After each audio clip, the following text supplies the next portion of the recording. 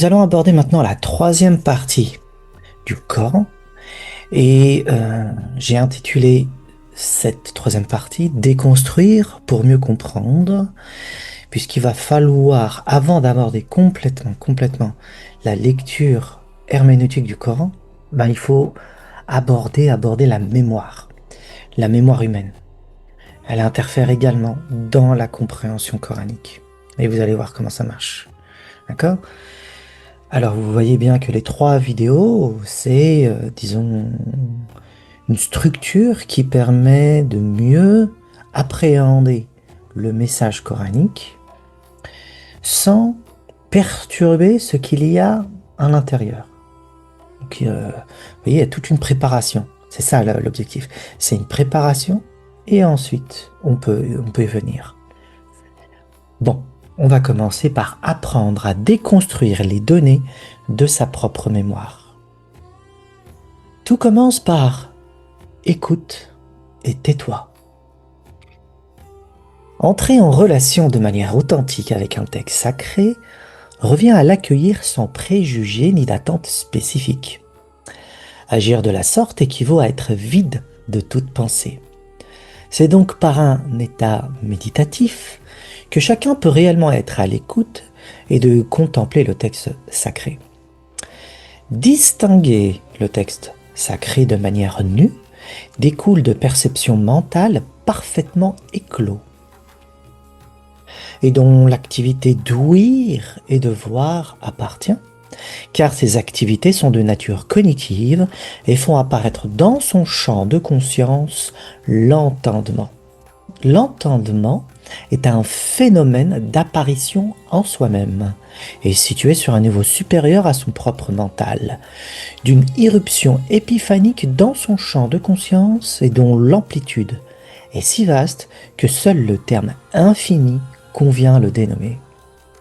Il s'agit du champ contemplatif idéal. Ce champ est vidé de tout savoir, de tout ce que nous croyons être nous-mêmes. Généralement, nous nous identifions à notre savoir et à notre mémoire. Dans ce cas précis, nous comprenons que nous ne sommes pas ce à quoi nous nous identifions, selon les termes normatifs. Nous sommes la vastitude infinie de l'entendement. Pour y accéder, il est nécessaire de dissoudre notre savoir, notre mémoire, de tout ce qui nous définit en tant qu'être humain ordinaire. En d'autres termes, c'est par un changement d'état de conscience que nous pouvons atteindre cet horizon de l'entendement, cette conscience pleine de présence, ce champ contemplatif. Au niveau ordinaire de l'attention, l'audition n'est pas suffisamment vigilante. Elle ne distingue pas le discours nu du texte sacré. Le texte pur se voile d'une couche de mémoire, c'est-à-dire d'informations accumulées par le temps et récoltées par les hommes, puis déposées dans des rédactions connues par les termes sources traditionnelles, que ce soit les hadiths, la tradition orale de Mohammed, ou auprès des multiples experts et analystes du Coran, soit les exégètes, les grammairiens, les théologiens, etc. Ce n'est donc pas la personne qui écoute le texte sacré, mais ce sont des voix étrangères à elle qui lui indiquent le chemin approprié pour entendre les bonnes notes de lecture du Coran. À ce niveau, l'écoute est éteinte, car c'est l'unique mémoire qui agit chez cette personne.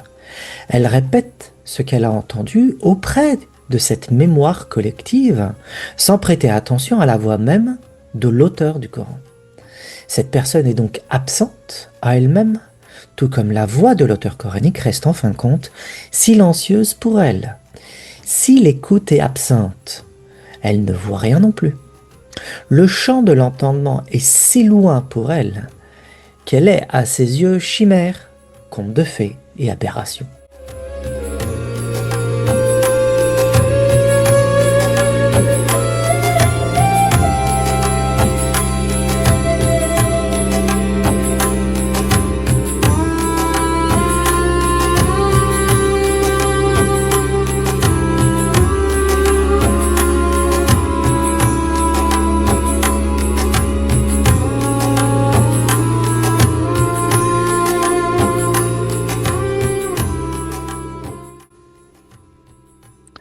L'écoute débute lorsque l'attention de la conscience entend une sonorité nouvelle dans le texte sacré, plus familière avec sa propre vie, plus en résonance avec la réalité quotidienne qu'elle perçoit autour d'elle.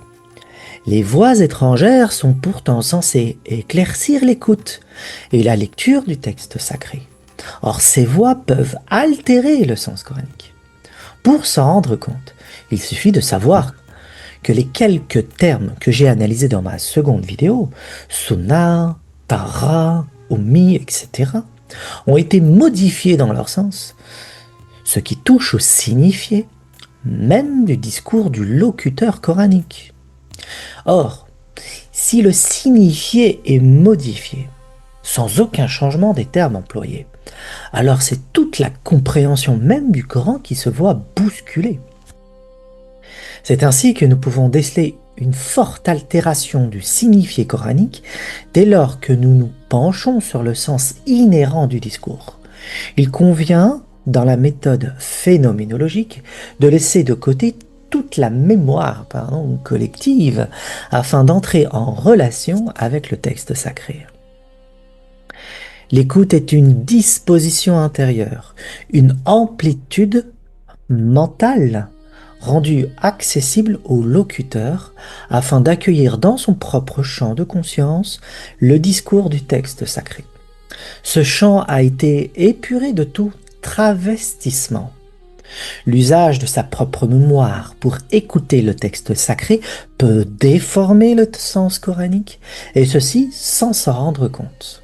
Le processus est inconscient, car c'est l'habitus et le jeu de l'autorité qui soumet l'intelligence humaine à ces voix étrangères. Le poids de l'autorité religieuse joue un rôle majeur dans cette mort de l'écoute. Au nom du prestige du religieux, il est demandé d'entendre le texte sacré selon le canon mémoriel, donc selon la mémoire collective. C'est à ce moment qu'intervient la scission méthodologique entre cette manière d'aborder le Coran et la voie que je vais tracer devant vous à travers la méthode phénoménologique. La mémoire collective des musulmans regroupe l'ensemble des travaux des experts, des spécialistes du Coran et la tradition orale de Mohammed connue sous le terme hadith. La mémoire individuelle de chaque musulman se formalise à travers la mémoire collective. Elle y puise des références, des points d'appui et du signifié. Ces éléments la structurent, la maintiennent, et c'est à travers les yeux de ces références mémorielles que l'auditeur entend le texte sacré. Il n'écoute donc pas le Coran tel qu'il est, ni ne le voit. Ce sont des voix étrangères à la personne, ceux des experts et de l'autorité religieuse, et qui habitent son flux mental, qui lui montrent la manière d'entendre le texte sacré. Le manque d'appréhension à soi-même empêche tout développement de la compréhension, et par la carence de sa propre attention à soi-même, l'écoute ne peut apparaître en soi-même. En effet, l'écoute n'est pas quelque chose à construire, elle se manifeste en soi, elle apparaît, elle révèle le contenu du discours coranique. Elle ouvre l'immensité de son champ de conscience, tout comme la vue perçoit le discours sacré avec une clarté sans pareille. Il existe une corrélation entre la fonction cognitive et l'essence de l'ouïe et de la vue. Ce qui voit n'est aucunement relié à l'organe physique. Il s'agit d'une fonction cognitive, au même titre que celle de l'ouïe. Savoir lire le texte sacré ne revient pas à le comprendre et user de son savoir mémoriel pour décrypter ce qui est lu, ne revient pas non plus à saisir le signifié du contenu coranique. La vue est perception mentale, et c'est encore elle qui appréhende le texte sacré de manière à faire apparaître devant soi le sens que véhiculent les mots entendus ou lus. Dès lors, tout l'enjeu de l'herméneutique consiste à faire apparaître devant soi le contenu coranique sans faire appel à aucune mémoire personnelle ou collective. Le développement des facultés cognitives nous permet d'entrer en relation, en interaction, en résonance, apprendre à réfléchir, à se concentrer, etc., afin d'apercevoir le royaume où règne le mental pur, puis d'ouvrir la porte de l'entendement. Nous avons coutume de penser que l'entendement, lieu où réside l'écoute, la vision et le mental, dénommé sous un seul terme dans le langage platonicien, nous, ou intellect, est identique au développement de la raison humaine. Le savoir analysé, le développement de la mémoire, le travail de l'imagination ou encore le savoir agir au point de vue comportemental appartiennent à la sphère de la raison humaine. Cependant, le travail sur cette raison ne consiste pas à simplement développer des facultés cognitives, mais bien à éveiller l'intellect en soi-même.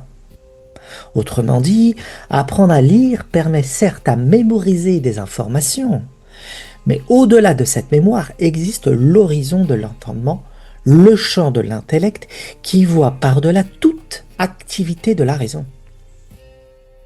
C'est l'intellect qui donne l'écoute, et c'est encore lui qui donne à voir à la raison l'amplitude du discours du texte sacré selon sa propre mesure. Cet intellect agit donc à la manière du soleil matinal qui illumine un champ qui baigne dans l'obscurité de la nuit. Ce champ est celui de sa propre conscience.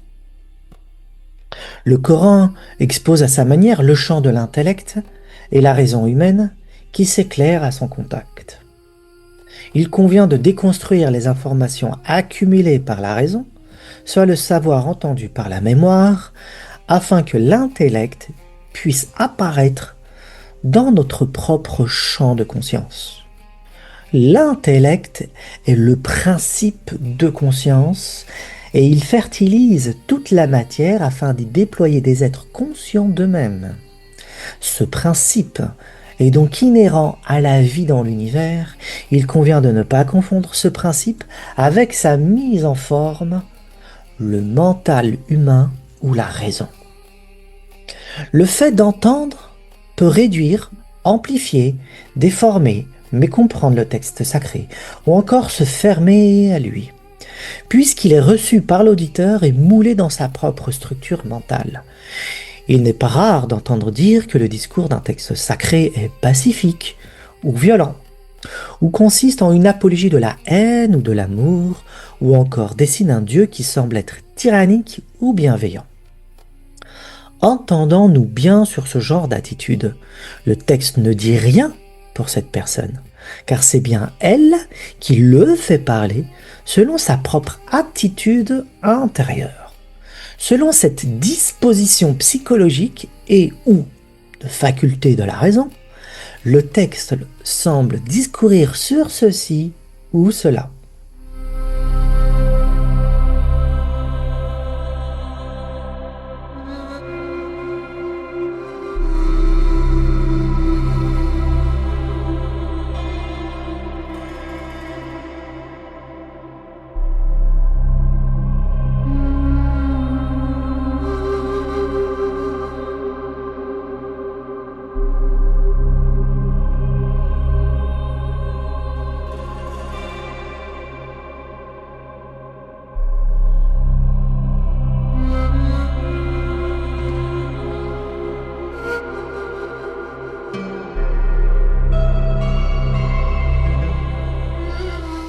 Selon l'état mental de l'auditeur-lecteur, un état de conscience spécifique donc, le texte parle selon une certaine teinte et lui répond selon sa propre mesure. En fait, il parle tout seul, tout en croyant exposer le discours du texte sacré. C'est à travers cette position intérieure que le texte sacré est orienté vers une interprétation plutôt qu'une autre. De la guerre à la paix, de la haine à l'amour. puisque l'ouvrage est filtré par l'auditeur. L'auditeur pollue le dialogue en y projetant sa propre disposition intérieure. Par exemple, le texte sacré apparaît haineux si la position intérieure de l'auditeur tend vers cette attention particulière. Qui parle donc à travers le texte sacré? L'auditeur et uniquement lui. Et ceci est valable pour toutes les autres positions intérieures. Ainsi donc, la personne brouille la relation qu'elle cherche à avoir avec le texte et ne sait pas encore l'accueillir de manière nue. En d'autres termes, ce type de personne interfère constamment avec le texte. Elle dépose sur la toile du discours sa propre voix intérieure, son propre champ de pensée, sa propre position, sa propre mémoire, sa propre raison. J'appelle interprétation cette lecture et cette audition polluée, et herméneutique lorsque le texte est accueilli en soi-même correctement. L'objectif de l'herméneutique est d'entendre le texte tel qu'il est, et de saisir le phénomène du discours coranique en soi-même, puis de dissoudre la pollution mentale qui brouille le dialogue afin d'instaurer le silence en soi-même. Plus le silence est profond, plus l'écoute est juste. À inversement, plus le bruit mental est fort, plus l'ouïe est altéré. Si cette activité est perceptible en soi-même ou les autres, alors l'intellect n'est pas une histoire de conte de fées. Que procure le silence en soi-même et l'écoute d'un texte sacré? Faire parler un texte sacré, c'est être en relation avec lui. L'objectivité et la subjectivité n'existent pas. La relation crée une interface où dialogue l'auteur du texte sacré et l'auditeur-lecteur. L'interface se nomme intersubjectivité. Il convient donc de parler d'interrelation. Lorsque cette interrelation, cette intersubjectivité est consommée par l'auditeur du Coran, elle réveille en lui sa propre mémoire fondée sur sa propre expérience quotidienne avec la réalité et les informations apprises concernant la religion. Désormais, cette fonctionnalité de la mémoire pose des liens avec le texte sacré et s'ouvre à lui. Une fois passé la frontière des voix étrangères à lui, il commence à distinguer une consonance, une résonance intérieure, et dont le Coran formule à travers de multiples récits. C'est une seconde phase de développement, un franchissement d'une limite cognitive. La mémoire n'est plus un moyen de fuite de soi, un savoir qui donne l'illusion du savoir et qui pose un nuage sur son propre mental, mais une trame épurée qui dessine l'architectonique du signifié coranique. Le système de classement des données coraniques connecte des informations entre elles, les met en lien, en rapport, organise les thèmes et permet à la conscience de prendre conscience du discours sacré. L'auditeur commence à percevoir la trame du signifié coranique et elle est d'une cohérence redoutable. Il découvre que la trame use de l'analogie pour entrer en dialogue avec lui, afin de faire voir l'imbrication des espaces du dehors et du dedans, de l'extérieur et de l'intérieur, des temporalités du passé et du présent.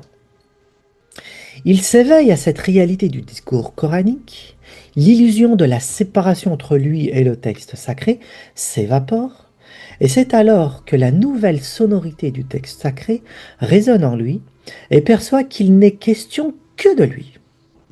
Son état de conscience a changé. Désormais, il baigne dans un état de conscience onirique. Par conséquent, le Coran évoque à ce niveau de lecture l'expérience personnelle et collective que nous entretenons avec la réalité quotidienne. Lorsque le texte sacré éveille notre participation au monde, les liens que tisse le Coran avec l'auditeur sont de nature analogique. Le texte sacré superpose des images entre elles, des récits, des mots, des thèmes, à la manière d'un rêve.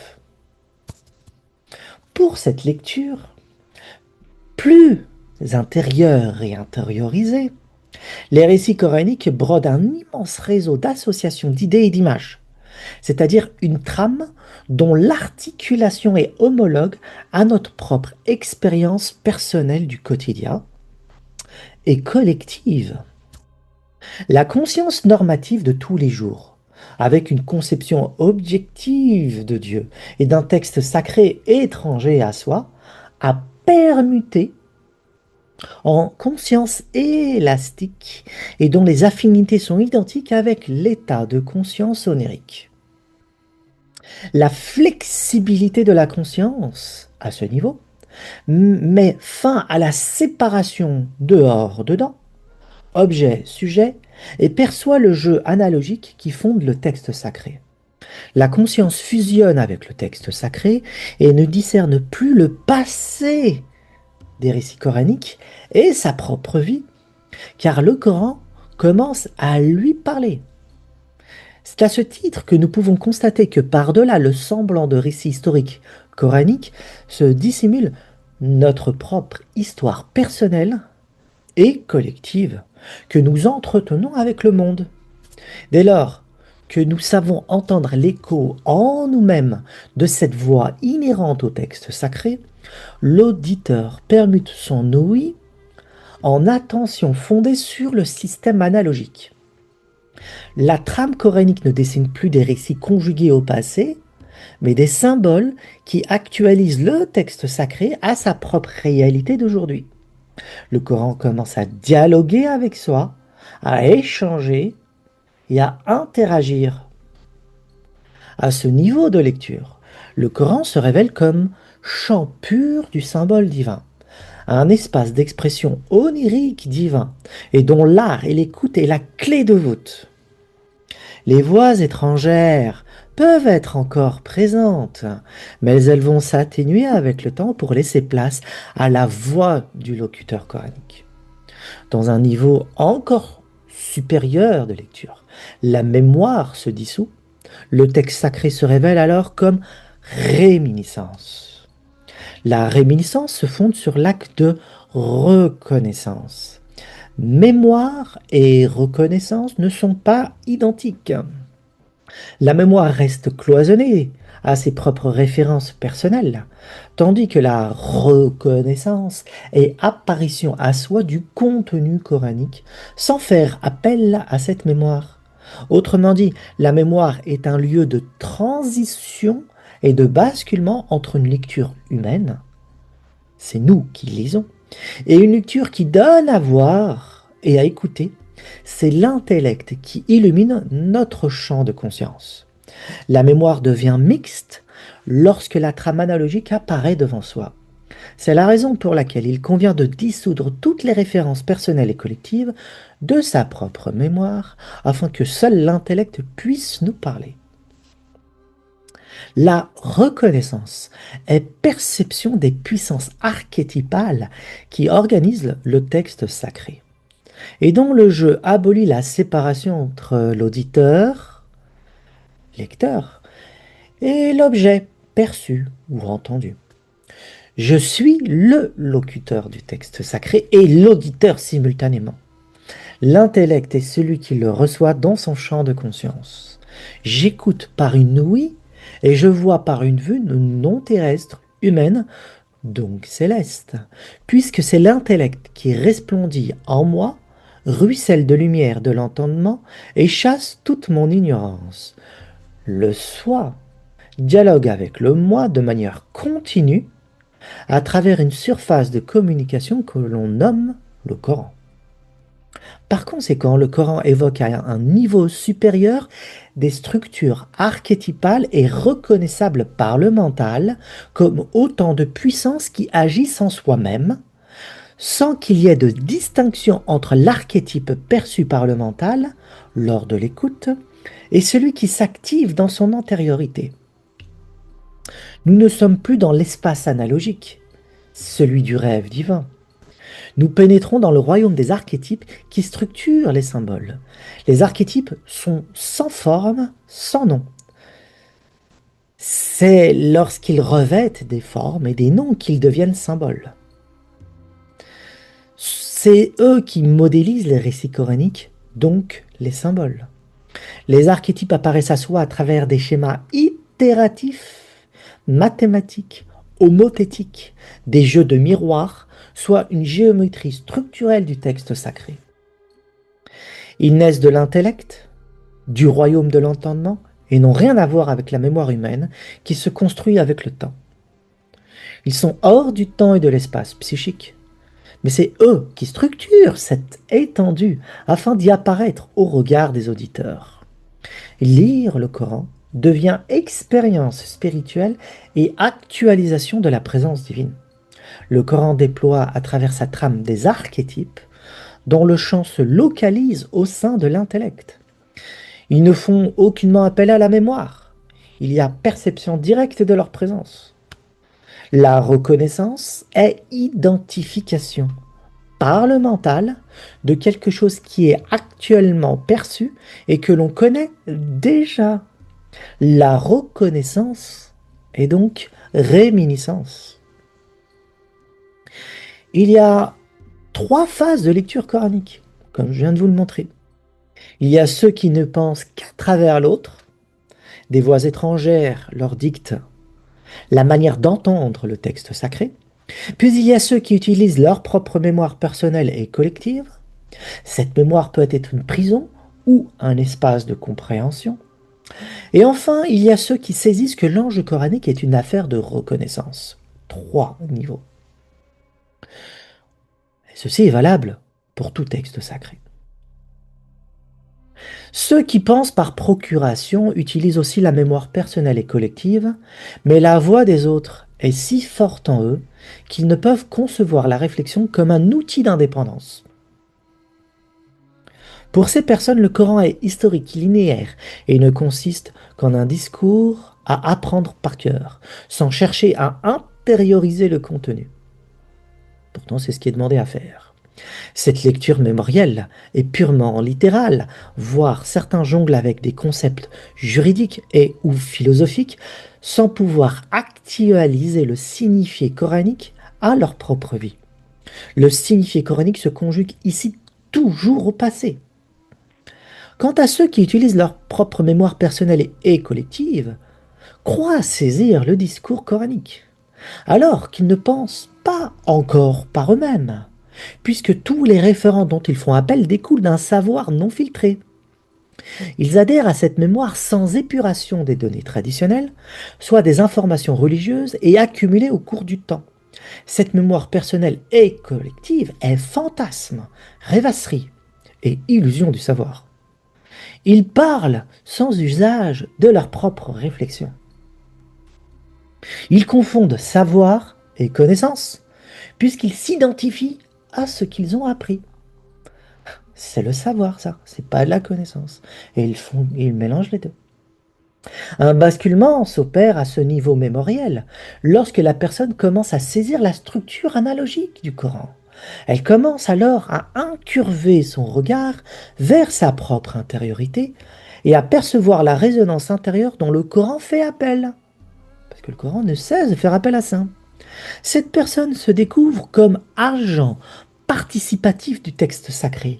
Et à ses yeux, il ne s'agit plus de texte conjugué au passé, mais d'une résonance intérieure. Elle commence à entendre une nouvelle sonorité coranique. La structure analogique du texte sacré se dévoile à ses yeux. Elle commence alors à épurer sa propre mémoire et celle du collectif afin d'écouter le discours tel qu'il est. Et un jour, au détour d'une lecture ou d'une écoute silencieuse, elle distingue l'archétype qui fonde le récit qui se tient devant elle. Elle bascule alors du mode symbolique au mode archétypal, et dont l'essence est éternelle et universelle. Ce dernier niveau renvoie au mode de reconnaissance. Il fait apparaître devant soi les archétypes qui structurent le Coran.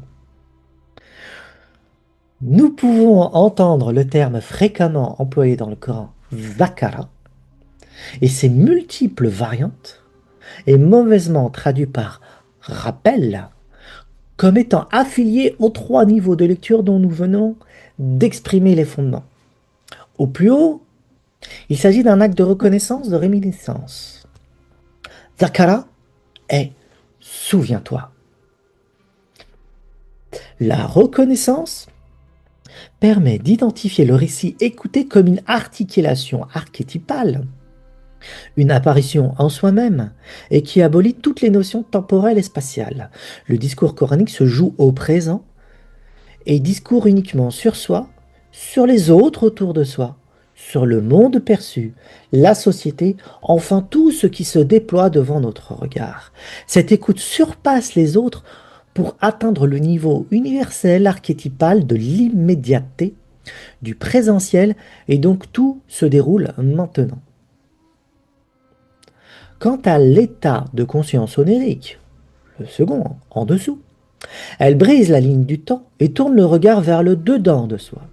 L'acte est accompli par la fonction homologique, analogique, de similarité. La lecture coranique permute de la ligne chronologique à des récits ayant eu lieu au passé à une lecture par association. Le dernier niveau de lecture aplanit la conscience et la rend ordinaire. Elle n'entend plus que de la littéralité de l'histoire et des récits conjugués au passé. Vakara renvoie ici à la mémoire collective qui puise dans les sources traditionnelles, les hadiths, et auprès des informations distribuées par les experts. C'est de cette manière qu'un mot peut supposer plusieurs niveaux de lecture. Vakara. Vous voyez, c'est un exemple. Je vous ai pris cet exemple pour que ça vous saute aux yeux. Hein? 3 niveaux d'entendement, d'écoute, si vous voulez, d'un même mot, répété à plusieurs reprises dans le Coran. Et il faut faire la même chose avec tous les autres mots. Et là, nous allons faire un partage écran pour une citation. Ok. Et rappel, car le rappel profite aux croyants. Je n'ai créé les djinns et les hommes que pour qu'ils m'adorent. Alors, c'est zakar ou zikra. Ok. C'est le fameux rappel, qui est mauvaisement traduit, je ne l'ai pas rectifié. Hein. Tout ce que nous te relatons comme nouvelle des messagers est destiné à affermir ton cœur. Et cela t'est venu la vérité, un avertissement et un rappel pour les croyants. Donc le fameux zakara. 3 niveaux d'écoute, 3 niveaux d'entendement. Ok. Continuons notre lecture. Ok. Maintenant, on va passer à la phase B, la mémoire comme possession mentale. Ouais, c'est une analyse de la structure intérieure, s'en défaire, afin d'entrer en relation avec le texte sacré. Et ça, c'est l'herméneutique et c'est la phénoménologie. Si nous ne faisons pas ça, il y a des brouillards qui s'installent, une mauvaise relation qui s'installe. L'auditeur qui brise la ligne du temps n'est plus focalisé sur des récits historiques. Lecture ordinaire du Coran. Son audition linéaire et chronologique des événements des récits coraniques se rompt. Alors une résonance intérieure se dévoile à soi, une profondeur de lecture se met à jour et un appel à sa propre réalité quotidienne se révèle. L'appel, d'accord. La séparation entre ancien récit et sa propre vie s'abolit. Et ouais, c'est ça l'analogie. Le Coran va réveiller cette fonction cognitive, ce rappel intérieur, et cette fonction cognitive va fonder l'analogie. La relation va pouvoir s'installer et l'intersubjectivité va prendre forme. Ok. Alors une résonance intérieure se dévoile à soi, une profondeur de lecture se met à jour et un appel à sa propre réalité quotidienne se révèle. La séparation entre ancien récit et sa propre vie s'abolit. La linéarité du temps devient acte de conscience et temps circulaire. C'est ça l'objectif. Ce temps circulaire fonctionne selon le système analogique et fait permuter la chronologie des événements en mythe. Le mythe, c'est un temps circulaire, c'est le temps analogique. Et c'est ce qui va se passer dans cette relation. C'est-à-dire en dialogue intérieur et dans la proximité du discours coranique. Vous voyez, ce retournement du regard. La lecture et l'écoute phénoménologique sont celles d'un regard qui prend en compte tant l'activité intérieure que la présence d'un objet qui se tient devant soi. En l'occurrence, ici, c'est le Coran. Ça, c'est la phénoménologie. C'est une prise en conscience que nous appartenons au phénomène de la lecture, au phénomène de la compréhension, et qu'il n'y ait pas deux choses séparées entre sujet et objet qui fondent toute l'historico-critique, la méthode, et qui fondent tout le code de lecture, les récits au passé, on lit des histoires, ceci, cela. Là, on brise cette ligne du temps. Cette méthode phénoménologique permet d'intégrer le phénomène de conscience. On peut pas. Il y a le lecteur qui fait parler le texte. Quand même. Une couleur se dégage de la lecture du texte sacré, une note particulière. Elle peut être déformée par la pollution mentale, fruit du bruit incessant qui s'agite en soi et dont la mémoire personnelle peut intervenir en tant que vecteur d'interprétation. Cette mémoire personnelle diffère de l'acte de reconnaissance. En ce sens, la mémoire personnelle découle du bruit mental qui étouffe toute relation avec le Coran. Tandis que l'acte de reconnaissance est la geste mythique qui se fonde sur la remémoration. Rappel. Zakara. Rappelle-toi, souviens-toi, tu connais déjà tout ça. Remémoration. L'interprétation résulte d'une attention détournée. La relation est compromise par la mémoire personnelle et ou collective. À cause du bruit mental, un brouillard se forme dans sa tête. Il ne permet pas de lire et d'écouter ce qui est dit. Il altère le sens pour lui faire dire ce dont on a envie, acte conscient ou non, ou bien la personne use de données provenant de la tradition islamique afin d'éclairer le sens coranique. Et pour notre grand regret, nous découvrons que ce même éclairage peut déposer une couche de poussière aveuglante sur le texte. Au lieu de mettre en lumière, les données religieuses offertes par la tradition peuvent obscurcir le texte. Plus grave encore, elles peuvent dévier le signifiant complètement. La personne n'est pas en relation directe avec le texte. Il y a quelque chose en elle qui interfère et brouille le dialogue intérieur par cette déviation du sens des mots. La personne est colonisée mentalement. Une autre personne oriente sa lecture et son écoute dans sa tête. Parfois même, il existe tout un groupe qui vocifère dans sa tête à sa propre place. Colonisation mentale. Bien sûr, rien de tout cela n'est conscient. Cette possession mentale se déroule dans le royaume de l'inconscient. C'est la raison pour laquelle l'ensemble des termes coraniques n'est pas entendu de la manière qu'il convient. Et son sens échappe à la plupart des auditeurs et des lecteurs d'aujourd'hui, car nombreux sont les possédés parmi les théologiens, bonjour à vous si vous m'écoutez, et nombreux sont les consciences embuées par leur propre brouillard mental. Si les matérialistes sont enfermés dans un niveau de la prison mentale, dite caverne platonicienne, un certain nombre de croyants le sont aussi sur un autre niveau, celui des images mentales. Ils croient en des images sans le savoir, et non à ce qui est formulé dans le Coran, et par cet acte intérieur, ils s'écartent du texte sacré alors qu'ils sont censés en être les dévots. L'attraction des images mentales est si forte qu'elle les empêche de concevoir toute autre possibilité de voir autrement le monde et Dieu. Le seul regard justifiable est la leur. Le seul regard justifiable est le leur.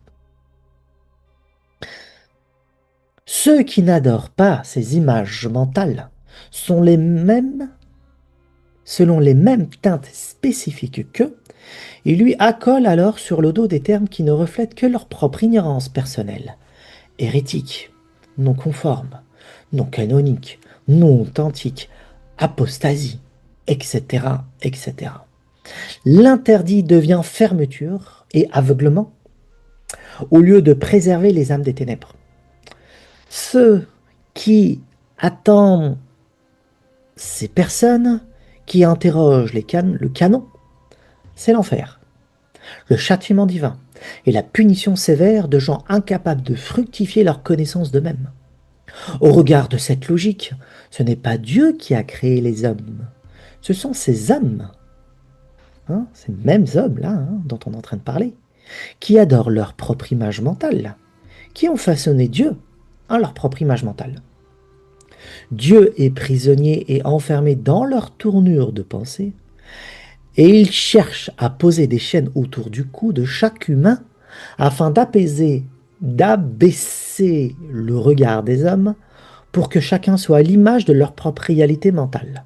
Autrement dit, ces dévots des images mentales, des définitions de notions figées et fixées pour toujours, sont aveugles à leur propre attention. Ok ?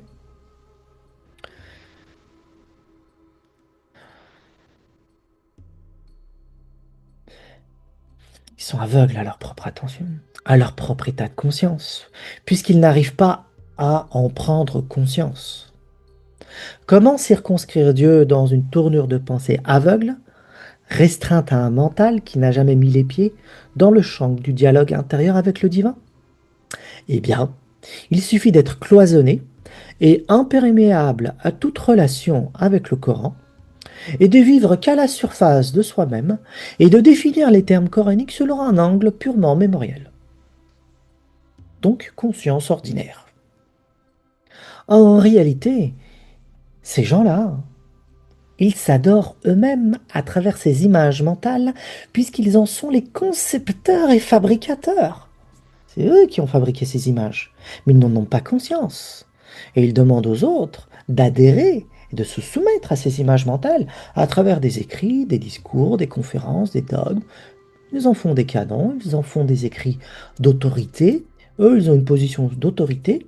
Mais en fin de compte, la dimension intérieure, comme elle n'est pas prise en compte et qu'elle n'existe pas au regard de ces gens-là, puisque c'est la lecture linéaire et chronologique, non phénoménologique, donc non pris en compte de l'existence de l'intériorité psychique et cognitive, ce qu'il se passe, le royaume intérieur pollue tout le dialogue coranique, pollue toute relation avec la divinité et opacifie la relation au lieu de l'éclaircir. Vous voyez le concept? Et donc, ces gens-là demandent, lorsqu'on fait attention à cette phénoménologie de l'intériorité, demandent qu'on les adore. Demandent, ils n'en ont même pas conscience, tout ça se joue dans le royaume subtil. Mais c'est perceptible, cela devient visible et perceptible, conscientisé donc, lorsqu'on fait attention à ce niveau d'existence de l'être humain. Et donc on adore des idoles mentales. C'est ça que ça signifie. Quand je dis on, c'est tous les êtres humains sur cette terre, dès qu'ils ont affaire, disons, au phénomène de structuration des pensées et des idées, structuration des émotions et tout le reste, dans des textes qui font autorité. C'est ça que ça signifie. Ce Dieu fabriqué par les croyances et légiféré n'existe pas. Sinon que dans la tête de ces hommes, à la courte pensée. Mais il n'existe pas. Donc là, c'est pour ça que je parle de Dieu, de Dieu. Moi, je parle jamais de Dieu, je parle de la divinité. Ce Dieu, il n'existe pas. Il n'existe pas, ce Dieu, sauf dans leur tête. Donner à un fabricateur d'images mentales plus de pouvoir auprès des hommes, et il forcera les autres à se mettre à genoux devant son idole mentale. Voici ce qui se passe actuellement en sein de l'islam, du judaïsme et du christianisme, pour parler des trois grandes religions du monothéisme, parce que la phénoménologie n'existe pas, enfin, on n'a pas une grande prise dans ce monde-là, puisque c'est le monde de la littéralité, de la chronologie, les méthodo historiocritique là, qui domine le champ des études, et ainsi de suite. Donc c'est surface, une lecture de surface, voyez. Comme si les auteurs qui ont rédigé ces textes-là, que ce soit les évangiles ou les textes de la Torah, les différents textes, ou le Coran, comme si ces auteurs n'avaient aucune intention, voyez. Et donc on n'a pas d'intention à entendre ce qu'il a posé dans les textes. Il faut se mettre en diapason avec l'intention de l'auteur, puisqu'il y a quelque chose qui est donné. Au nom de la tradition ancestrale, de tels courants spirituels, de la sunna, du chiisme, je sais pas, vous prenez ça comme vous voulez, du dogme construit par les hommes, de la Torah, des évangiles ou encore des conciles, tout élément qui remet en cause le fondement doit être exterminé, brûlé et banni. Oui, c'est ce qui se passe tout le temps, tout le temps, tout le temps, tout le temps. Le plus extraordinaire, c'est que le Coran devance cette geste humaine, accomplie bien des siècles après lui, qui se joue à un niveau tel aujourd'hui dans l'islam que ça en devient ahurissant. Ok? Car son discours provient de puissance archétypale. Ça a déjà été annoncé avant que ça s'inscrive dans la ligne chronologique du temps. Vous voyez? Pour prendre un exemple, dans la trame coranique, nous pouvons relever un récit qui dessine cette histoire humaine qui ne cesse de revenir sur le devant de la scène du monde. Archétypal. Cela devient mythique, donc temps cyclique, donc temps circulaire, et ça s'inscrit sur le temps linéaire du temps. Et ça revient constamment. Archétype, symbole, histoire. Il s'agit du récit d'Abraham et sa geste de brisure des idoles. Cette geste mythique préfigure l'acte d'adoration des images mentales par nos contemporains, et de tout temps d'ailleurs, soit des croyants de toute confession, et de la déconstruction de ces dernières. L'affirmation des autorités religieuses du monothéisme afin de légitimer leur dogme ne diffère en rien à celle qui est exposée dans le discours coranique. Nous allons le voir. Chacun appelle à soi la tradition ancestrale, celle de ses pères, qui fait autorité, qui légifère, notre compréhension actuelle, qui légitimise tout acte que nous faisons au présent, en disant oui, mais c'est ce qui a dû écrit, ça a été compris comme ça, exégèse, telle autorité du passé, tel prophète, machin. Ok? On fait parler le passé au présent en vérité. C'est pas le passé qui parle pour le présent. Non, c'est l'inverse. La courbe est inversée là. C'est le présent, c'est les gens du présent qui font parler les textes au passé, du passé, pardon, et qui les fait entrer dans une forme de légitimation de l'acte du présent. C'est pas l'inverse. C'est pas l'inverse. C'est notre état de conscience qui oriente les textes à ce niveau-là.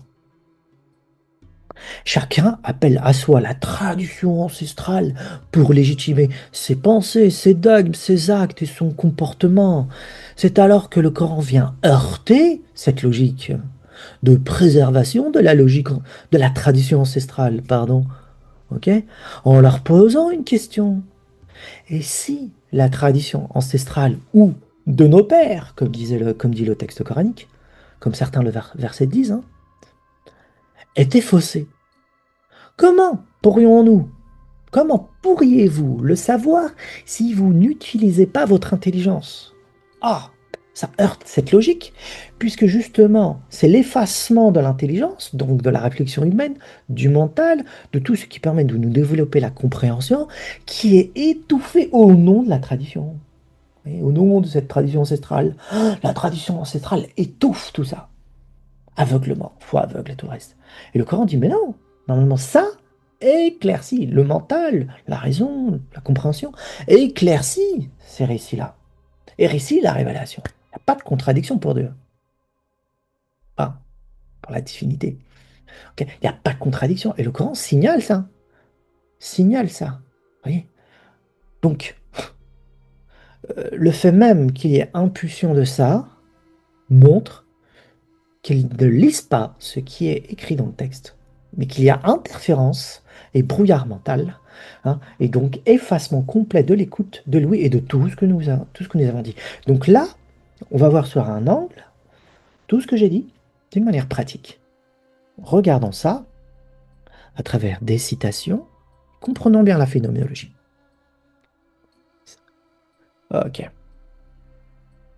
voyez l'analogie? C'est là, hein? Citation.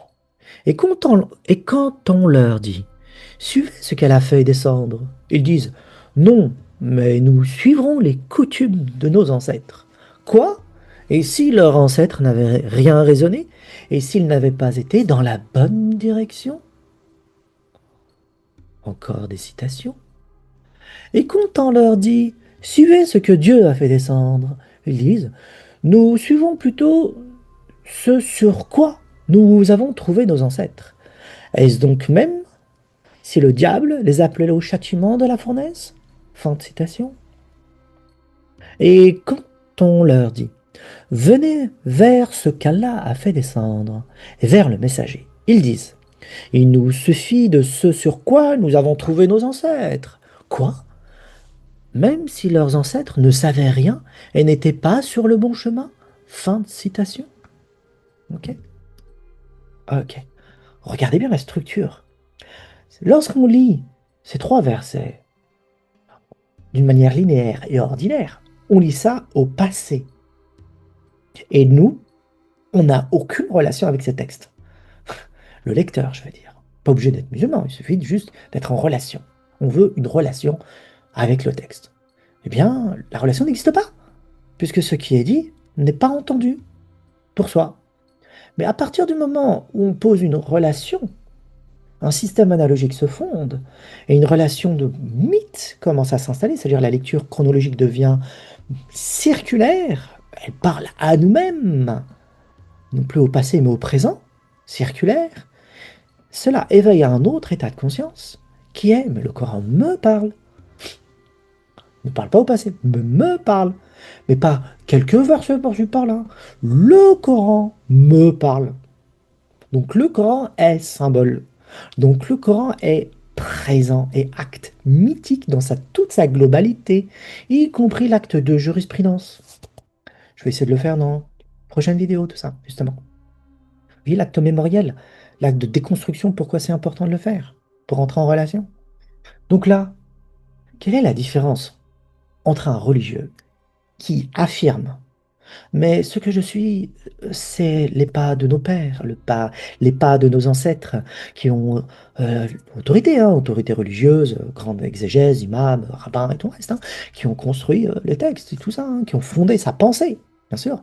Mémoire collective et individuelle, dont on a parlé précédemment. Ils font appel à ça, à travers ce rappel, zakara, qui est en vérité une réminiscence, donc une reconnaissance sur le plus haut niveau. Et ensuite, sur un autre niveau, c'est l'état onirique, vous le reconnaissez, le rappel intérieur, le système analogique. Là, on est en train de le faire.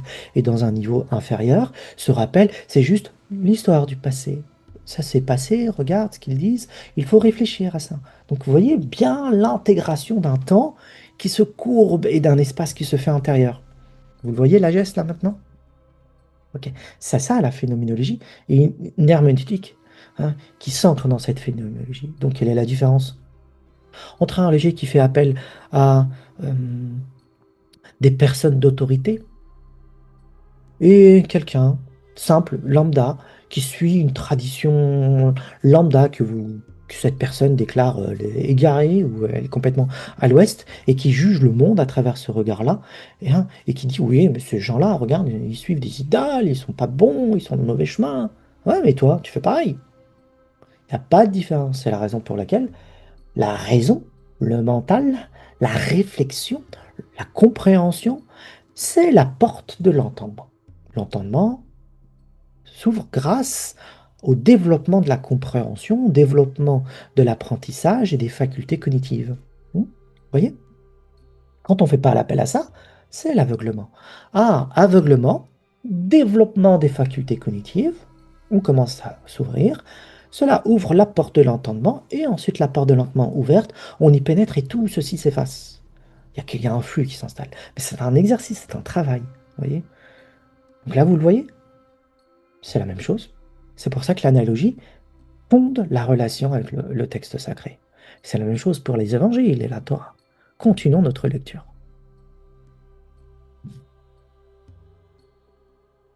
Ok. Vous avez bien suivi là, hein, ce système? Juste, on va lire ça pour rebondir sur ce qui est après. Et quand on leur dit, venez vers ce qu'Allah a fait descendre, à l'acte présentiel, hein, et vers le messager, c'est pas un truc au passé, là, hein, on parle de maintenant, c'est-à-dire ce que nous sommes en train d'actualiser dans la lecture. Ils disent, il nous suffit de ce sur quoi nous avons trouvé nos ancêtres. Bien évidemment, mon cher ami. Quoi? Même si leurs ancêtres ne savaient rien et n'étaient pas sur le bon chemin, hein? Ah oui, il faut réfléchir. Maintenant, regardez maintenant la geste d'Abraham qui apparaît comme complément de ces extraits que je viens de citer. La mise en relation entre ces trois passages et le récit d'Abraham est tissée par le thème suivre les pas de nos ancêtres. Regardez bien, hein, c'est trois, ça c'est la sourate, et ça c'est le numéro du verset, trois passages différents dans trois versets différents. Hein. Regardez, trois sourates différentes, n'ont rien à voir. Je l'ai fait exprès, ok? Et vous allez comprendre pourquoi dans les prochaines vidéos. Tout ça. Et souvenez-vous du terme Zakara, parce que c'est ça, le rappel que j'ai exposé précédemment, car il revient dans le récit d'Abraham. Souvenez-vous de ça, c'est très important. On est en train d'étudier tout ça. Hein. Ok, allons-y. Et ceci est un rappel, Zakar, Dhikr, béni, que nous avons fait descendre. Réminiscence, mes chers amis. Actualisez ça au temps mythique, si vous voulez.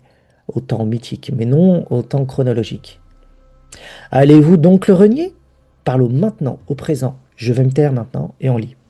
En effet, nous avons mis auparavant Abraham sur le droit chemin, et nous en avions bonne connaissance. Quand il dit à son père et à son peuple, que sont ces statues auxquelles vous vous attachez? Ils dirent, nous avons trouvé nos ancêtres, les adorant. Il dit, certainement, vous avez été, vous et vos ancêtres, dans un errement évident. Ils dirent, viens-tu à nous avec la vérité ou plaisantes-tu? Il dit, mais votre Seigneur est plutôt le Seigneur des cieux et de la terre, et c'est lui qui les a créés. Et je suis un de ceux qui en témoignent. Et par Dieu, je ruserai certes contre vos idoles une fois que vous serez partis. Il les mit en pièces, hormis la statue la plus grande. Peut-être qu'il reviendrait vers elle. Ils dirent, qui a fait cela à nos divinités? Il est certes parmi les injustes. Certains dirent, nous avons entendu un jeune homme médire d'elle. Il s'appelle Abraham. Ils dirent, amenez-le sous les yeux des gens afin qu'ils puissent témoigner. Alors ils dirent, est-ce toi qui as fait cela à nos divinités, Abraham? Il dit, c'est la plus grande d'entre elles que voici qui l'a fait. Demandez-leur donc si elles peuvent parler. Se ravissant alors, ils se dirent entre eux, c'est vous qui êtes les vrais injustes. Puis ils firent volte-face et dirent, tu sais bien que celle-ci ne parle pas. Il dit, adorez-vous donc en dehors de Dieu ce qui ne saurait en rien vous être utile, ni vous nuire non plus. Fi de vous et de ce que vous adorez en dehors de Dieu. Ne raisonnez-vous pas, je souligne, ils dirent, brûlez-le, secourez vos divinités si vous voulez faire quelque chose pour elles. Fin de citation. Sourate 21, et voici les versets. Donc ça, c'est lu au passé, bien qu'il y a beaucoup de choses à dire sur ce soi-disant historicité d'Abraham. Je n'entrerai pas dans le détail actuellement. Ok, des prophètes, parce que la façon dont on comprend même l'histoire des prophètes, leur historicité, c'est un problème. Ok, mais on est dans un temps mythique, hein, le temps de l'intériorité. Ok, dans une relation analogique. Et ça parle du maintenant et de ce qui se joue autour de soi. Et bien là, on parle des idoles psychiques. Là, on est en train de saisir que c'est nous, Abraham, et tout ce qui se passe dans le texte, bah, c'est ce qui se joue en nous et autour de nous. Il y a des gens qui vont valider leur façon de concevoir le monde à travers adoration d'idoles mentales, comme je l'ai signalé tout à l'heure, et qui ont une autorité, hein, et qui disent exactement la même formule que ce qui est dit là, mais nous suivons les pas de nos ancêtres. Puis nous on dit oui, mais bon, oublions toutes ces traditions, oublions toutes ces formes d'autorité, et on parle de toi, moi. Ok? Le Coran parle de ceci, parle de cela. Pourquoi on ne peut pas le lire maintenant? Et eux, il va se ravir, il va se dire, il va vouloir s'esquiver dans cette conscience ordinaire. Parce qu'on parle de lui et puis on lui demande de comprendre par lui-même. À partir de là, l'effacement, le brouillard mental commence à s'agiter. Vous voyez, c'est un acte du présent. Et là, c'est avec, disons, des grands responsables de l'autorité religieuse de son époque. Bah, faisons la même chose aujourd'hui. Et on verra exactement la même chose, et il se passera exactement la même chose. Hein, si Jésus revenait, les chrétiens le crucifieraient. Si Mohammed revenait, ben, ils le chasseraient. D'ailleurs, c'est ce qui est dit à propos du Mahdi. Hein, lorsqu'il va venir, les premiers ennemis de le Mahdi, c'est les musulmans eux-mêmes. C'est-à-dire, ouais, quand il va venir, ouais, on va être avec lui. Et quand il va revenir, quand il va venir, ah ben, ce seront les premiers à être contre lui. Parce qu'ils ne sont pas là pour nous faire plaisir. Ils vont nous dégommer de l'intérieur. C'est la purification intérieure. C'est ce qu'a fait l'imam Ali d'ailleurs. Hein, c'est pour ça que toutes les guerres de l'imam Ali qu'il a faites de son époque, ce sont des guerres internes. Il a voulu, jamais de guerre externe, des guerres internes. Ça a causé des conflits monstrueux. Mais bon, c'est la purification intérieure. C'est l'épurement intérieur. Voilà. Et c'est ce que fait Abraham, là. C'est l'intérieur. C'est pas l'extérieur. Donc c'est ça le problème, c'est ça. Entendons les voix au présent. Continuons notre lecture. N'hésitez pas à poser des questions. Posez des questions sous les communs, dans les communs. Ainsi donc, suivre aveuglement une tradition ancestrale n'est pas permis pour Dieu. Que ça soit monothéiste ou non, c'est pas permis. Pas permis dans le sens, c'est ce qui est interdit de faire, justement. Ok, il y a l'ambivalence de ça, hein, mais faut le faire. L'acte d'Abraham devient symbolique et sa geste apparaît comme archétypal. Le lien que je viens de tisser entre le texte sacré et moi, que je viens de vous faire, hein, provient d'une donnée fondée sur l'analogie, d'une association d'idées et d'images, et non sur la mémoire collective. Vous voyez, on a fait l'exercice là. J'ai pas fait appel à aucune autorité, personnelle, mémoire ou collective. Rien. J'ai utilisé le système analogique, homologique de similitude. Et c'est une fonction qui nous apparaît à l'intérieur et ça crée un dialogue et c'est la conscience onirique. C'est un état de conscience modifié. Mais vraiment, c'est ça, hein, ce qui se passe. Et on est dans une relation, dans un monde où tout cela a eu lieu. Vraiment. Je n'ai aucunement fait appel à une tradition islamique. C'est ainsi que le passé devient présent. Ce récit me concerne, me parle de mon quotidien et me place au cœur de l'action scénaristique dans ce passage. Je me découvre comme un des acteurs et mon environnement d'aujourd'hui s'y retrouve derrière le semblant de récit historique. Vous voyez, c'est ça le temps mythique, temps circulaire. L'analogie est donc bien une mise en relation entre l'auditeur et le texte sacré, et ce dialogue s'exprime selon la même modalité que le déroulé onérique. Déceler les traces de sa propre vie dans le Coran devient lecture symbolique. Derrière la plupart des guerres de religion, de conflits interreligieux et intra-religieux, et de prédicateurs religieux, se dissimule en fait cette histoire des images mentales. Au nom de Dieu, brûlez ces sorcières, brûlez ces cathares, tuez ces infidèles. Image mentale, hein. Exterminez ces non-croyants, etc., etc. Combien sont morts, hein, à cause de ça? Des millions, millions. Hein. C'est impressionnant et ça continue encore et encore. Donc la guerre est psychique. La guerre est dans un monde subtil. La guerre est intérieure et elle se joue sur la surface du monde après. C'est toute l'histoire du monothéisme qui entre dans ce cercle des purges religieuses et accomplie au nom de Dieu, d'un Dieu qui n'existe pas. En d'autres termes, les conflits d'origine religieuse est perceptible sur la surface du monde découle avant tout de combats intrapsychiques qui se jouent sur le plan psychologique. La spiritualité consiste à s'éveiller à soi-même et à éclairer tout le jeu du monde afin de sortir de sa propre caverne mentale. Donc l'identification, appartenance. Voilà, on s'identifie à des images mentales et on les adore et on n'en a pas conscience. On s'identifie à des concepts, à des idées qui deviennent conceptuelles, on les adore et on devient adorateur de concepts. C'est des idoles. Voilà, c'est du creux, tout ça, c'est vide, c'est du vent. D'accord? C'est pas Dieu. C'est pas la relation avec Dieu que l'on a. C'est avec des concepts que l'on se fait ou qui ont été construits avec le temps, et y compris également pour les dogmes, les doctrines et les systèmes de croyances et tout le reste. L'interprétation, l'autorité, tout le reste. C'est une construction humaine qui pollue toute la relation avec la divinité. C'est le Dieu créé par les croyances et voilà, toutes les guerres. L'analogie qu'il convient d'appliquer ici est celle de la captivité des Hébreux en terre d'Égypte, comme mentionné dans la Bible et le Coran. Et la captivité devient un système analogique, puisque c'est une autre image de la caverne platonicienne, donc la caverne mentale. Ça parle de la même chose, mais selon un autre langage. Vous voyez, le temps mythique, on est capable de voir et de déceler quand on voit l'archétype qui sous-tend ces deux récits-là. C'est l'archétype qui les structure, mais le symbole est différent, parce qu'ils appartiennent à deux cultures différentes. Un grec et un dans le monothéisme.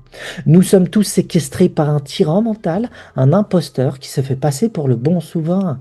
C'est lui qui détient la bonne compréhension, la bonne lecture, l'écoute juste et authentique, le bon dogme, la bonne doctrine, et ainsi de suite. Et vous reconnaissez là, pour tous ceux qui sont religieux, hein, tous ces termes employés. C'est la foi juste, la foi vraie, la bonne compréhension, authentique, sincère, véritable, et ainsi de suite. C'est des jeux d'autorité, tout ça. C'est des termes creux qui vaut action, dont la valeur est nulle. Vraiment. La valeur est nulle sur le plan spirituel. Sur le plan spirituel. Quel est le guide dans les ténèbres? C'est le mental, éclairé par des gens éclairés. Bon, beaucoup de choses à dire. Ensuite, vous entendez ce genre de choses. Ne lis pas comme ça, lis comme si. N'écoute pas les autres, écoute cet imam, cette exégèse, cet exégète, etc., etc. Cet ouvrage, pas celui-là. Oh, caverne mentale, hein, bien faite. Hein. Voilà le genre de voix qu'une personne entend dans son brouillard mental sans pouvoir distinguer cette voix étrangère d'elle-même. Là, vous avez exactement la possession mentale. Personne possédée. Et cette personne possédée ne distingue pas sa propre voix de celle des autres. Brouillard. Parfois, cette voix devient si forte qu'elle étouffe le texte, au point où les sens inhérents des mots sont complètement déviés. Non, je timore mon propos, pourtant, je dis beaucoup plus. Hein. N'est-ce pas une possession psychique, mes chers amis? Cette personne n'est-elle pas envoûtée, au sens coranique, ensorcelée? Eh oui, le terme ensorcelé fait référence à tout ce que je viens de dire. Là, ça vous parle parce qu'on actualise les termes, on actualise les mots. Ben, à l'époque, lorsque les gens entendaient, l'époque de la Bible, quand les prophètes parlaient, à l'époque de Mohammed, lorsque les gens parlaient, lui parlait, le prophète Mohammed, et ainsi de suite, c'était clair dans les données qui étaient données, qui étaient dites. On comprenait tout. C'est pour ça que ça faisait remonter un peu la sauce, les gens qui écoutaient, parce que c'est fait pour briser notre façon de faire et de comprendre les choses. Briser avec une immense compassion, bien sûr. Hein. C'est la rigueur et la miséricorde, hein, faut pas oublier tout ça. C'est les deux mains de la divinité, comme il est dit dans les traditions. Okay, c'est ça, c'est une pour briser et une pour accueillir. Et nous, on veut trop celle de briser. Regardez, hein, c'est les fous mentaux de la fureur divine. Il y en a partout aujourd'hui. Hein, il y en a eu pas mal au 19e siècle. Là, il y en a encore, ils reviennent à la surface du monde. Ou trop dans la miséricorde, au point où l'autre s'efface. C'est l'équilibre, mes chers amis. L'un ne peut pas aller sans l'autre. Pas possible. C'est l'équilibre. Hein, vous avez l'arbre séphérotique avec ça aussi. Hein, l'équilibre, l'équilibre. Ok? Eh bien, aujourd'hui, il faut réactualiser les termes et les propos pour que ça sonne dans notre oreille. Bon, cette personne n'est-elle pas envoûtée au sens coranique ensorcelée? C'est bien là une signature que marque le Coran pour désigner de manière analogique les âmes charmées par la voix des autres. Comme hypnotisées, elles adhèrent au discours d'un tel au nom de sa renommée, ou de sa fortune, ou de son savoir, ou de bien d'autres attaches d'autorité. C'est à travers des lignes directrices fondées sur l'homologie, la similitude et la correspondance que le Coran tisse une immense toile de sens dont l'amplitude est extrêmement vaste. Vous allez voir dans les prochaines. C'est très vaste. Une de ces lignes directrices est justement l'ensorcellement. Et elle peut inscrire notre présente idée à cette trame sans faire violence au texte. Celui qui fait violence au texte, on sent qu'il y a déviation.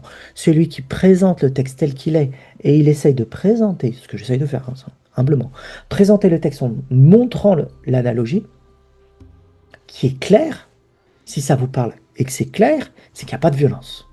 Si on entend, oui, bon, on peut voir comme ça, c'est un point de vue, bah, on fait violence. Le point de vue n'a rien à voir dans le système analogique, parce que l'analogie peut être un système d'équivocité de sens. Plusieurs sens se superposent. On va lire ça maintenant, le système d'ensorcellement. Ok? Les voix dans nos têtes. On est possédé, mes chers amis, par des démons humains. Citation.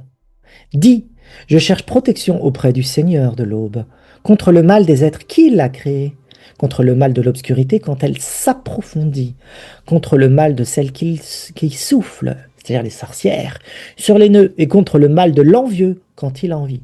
Ok.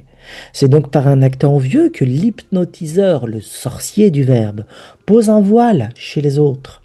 Et si l'obscurité s'étend en soi, c'est parce qu'on accorde du crédit à cette voix. L'aube renvoie à son opposé, à l'étincelle de lumière qui dissipe cette voix intérieure, et elle ne peut provenir que du Seigneur. Je ne vais pas vous présenter avec cette sourate la méthode qui établit l'herméneutique coranique. Il s'agit simplement de mettre en exergue le phénomène de l'écoute, sans user d'aucune mémoire personnelle ni collective. Et, encore une fois, je n'ai pas fait appel à aucune mémoire. J'ai utilisé le système analogique. Donc ce verset fait référence à des sorcières ou un enfant d'ensorcellement. Et à partir de là, il y a toute une compréhension qui s'intègre sur les gens possédés mentalement. Afin d'entrer en relation directe avec l'auteur de l'ouvrage sacré, la déconstruction de la mémoire personnelle et collective est nécessaire, comme je viens de vous le montrer. Elle est nécessaire pour entrer réellement en relation. Si nous mettons en diapason avec la mémoire de la tradition, il convient de laisser le terrain vierge intérieur de toute image et de toute pensée, puis de laisser venir à soi le sens inhérent du texte. C'est un travail donc, d'épuration, vider sa tête. Le terrain vierge fait fleurir le texte sacré en soi à mesure que l'on se penche sur lui, avant d'utiliser à bon escient cette mémoire, collective et personnelle après. Apprenons d'abord à devenir vierge, car la mémoire a tendance à infléchir l'ouïe sans qu'on y prête garde. Le Coran entier est le rêve divin dans ces cas-là. Et ce qui le structure est de nature archétypale. L'archétype étant universel, l'essence coranique est donc indestructible. C'est ça quand on parle de indestructibilité. C'est l'archétype, c'est pas la forme, c'est pas les mots, c'est pas les récits. C'est les archétypes qui sous-tendent ces récits. Seule la formulation en fonction des révélations au cours des siècles change, mais non l'essence. Ce n'est pas certaines sourates ou passages coraniques qui sont spirituels, comme je l'entends maintes fois le dire. Oui, la sourate la caverne est spirituelle, c'est-à-dire que les autres non. Oui, telle sourate elle est spirituelle, tel verset, oh, une profondeur spirituelle, ça veut dire que les autres non. Mais pas du tout, c'est le discours entier qui l'est. Je vais me charger de vous le montrer, hein. C'est l'entièreté du texte sacré qui l'est, mais nous ne savons plus le voir. On nous l'a fait oublier parce qu'on nous l'a obscurci. Dites merci à la possession mentale, aux gens qui ont bien travaillé pour que ça arrive, alias les théologiens. Au cours de mes prochaines vidéos, je vais me charger de le montrer. Maintenant, on va parler du style coranique. L'organisation du texte et sa composition appartiennent en vérité à la géographie. Lorsque nous nous penchons sur ce sujet, il est possible de déceler des récits ajoutés bien après la rédaction de l'ouvrage. Lorsque le texte sacré est entré dans l'enceinte de l'Empire omeyyade, le premier, il a été circonscrit de manière à être entendu selon une certaine forme et dont l'audition devait être adéquate avec le pouvoir en place.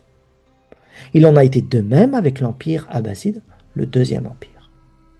De ces multiples formes d'audition et de récitation, de ces multiples variations verbales dont la source provient de l'équivocité de la langue coranique, le texte en est venu à être amoindri tant dans l'art de l'écoute que sa compréhension.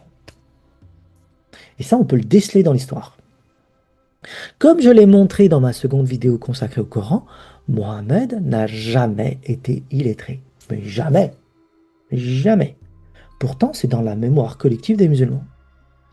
Et chaque musulman individuel dit oui, il est illettré. Comme quoi, collectivité, individualité, vous voyez comment ça marche. La mémoire collective des musulmans a été façonnée par les traditions retranscrites par des hommes ayant vécu sous ces empires. Ça a commencé là. Puis ces récits ont été sanctifiés et canonisés pour former le dogme religieux. Maintenant, revenons à ce qui a été dit sur les versets coraniques en disant « Mais c'est les pas de nos ancêtres, Mohammed il est illettré. » Ah bon? T'es sûr de ça? C'est une autorité qui te dit ça et tu remets pas en cause l'autorité qui a affirmé ça et qui a canonisé ça. Idole mentale, image mentale. Et Abraham est là, il devient l'archétype de la déstructuration de la mémoire collective, le destructeur de l'ego, celui qui permet d'anéantir et de mettre à jour la vérité d'une manière raisonnable, logique et convaincante. Là, j'essaie de le faire, je fais la geste archétypale d'Abraham, eh bien, il est mis en tort, il est pointé du doigt, on va le brûler, l'exécuter. Ah, ça aussi c'est archétypal, comme je l'ai montré. Et c'est reparti belote. Vous voyez, en tournant, et c'est ça le Coran. Il formule des gestes qui ont déjà eu lieu et qui se répètent constamment, puisque tout le monde fait la même chose, puisque c'est des formes archétypales, temps cycliques qui parlent. Et on le voit quotidiennement. Vous voyez comment mettre à jour le récit coranique d'une manière onirique, une compréhension symbolique, qui n'annule pas la lecture littérale, hein, mais qui lui offre une lecture plus ouverte. Gare à ceux qui s'embarquent dans une réflexion de ces traditions comme Abraham, orale, et à entendre d'une autre manière le Coran, parce qu'on va le brûler, le martyriser, et puis on va le teinter de toutes les formes de noms qu'on connaît, hérétique, il dit des choses qui ne sont pas authentiques, ainsi de suite. La peur. Et là, on voit que le Coran dit tout l'inverse, il faut utiliser ça. Eux sont dans l'autre camp maintenant. Et pourtant, ils s'affirment d'être dans le bon camp. Et là, on se dit, waouh, archétype, mythologique, ça revient sans cesse. Ça revient sans cesse. Les gardiens sont devenus les oppresseurs. Les pharisiens sont devenus ceux qui blâment Jésus. Alors qu'ils sont là pour expliquer la parole divine.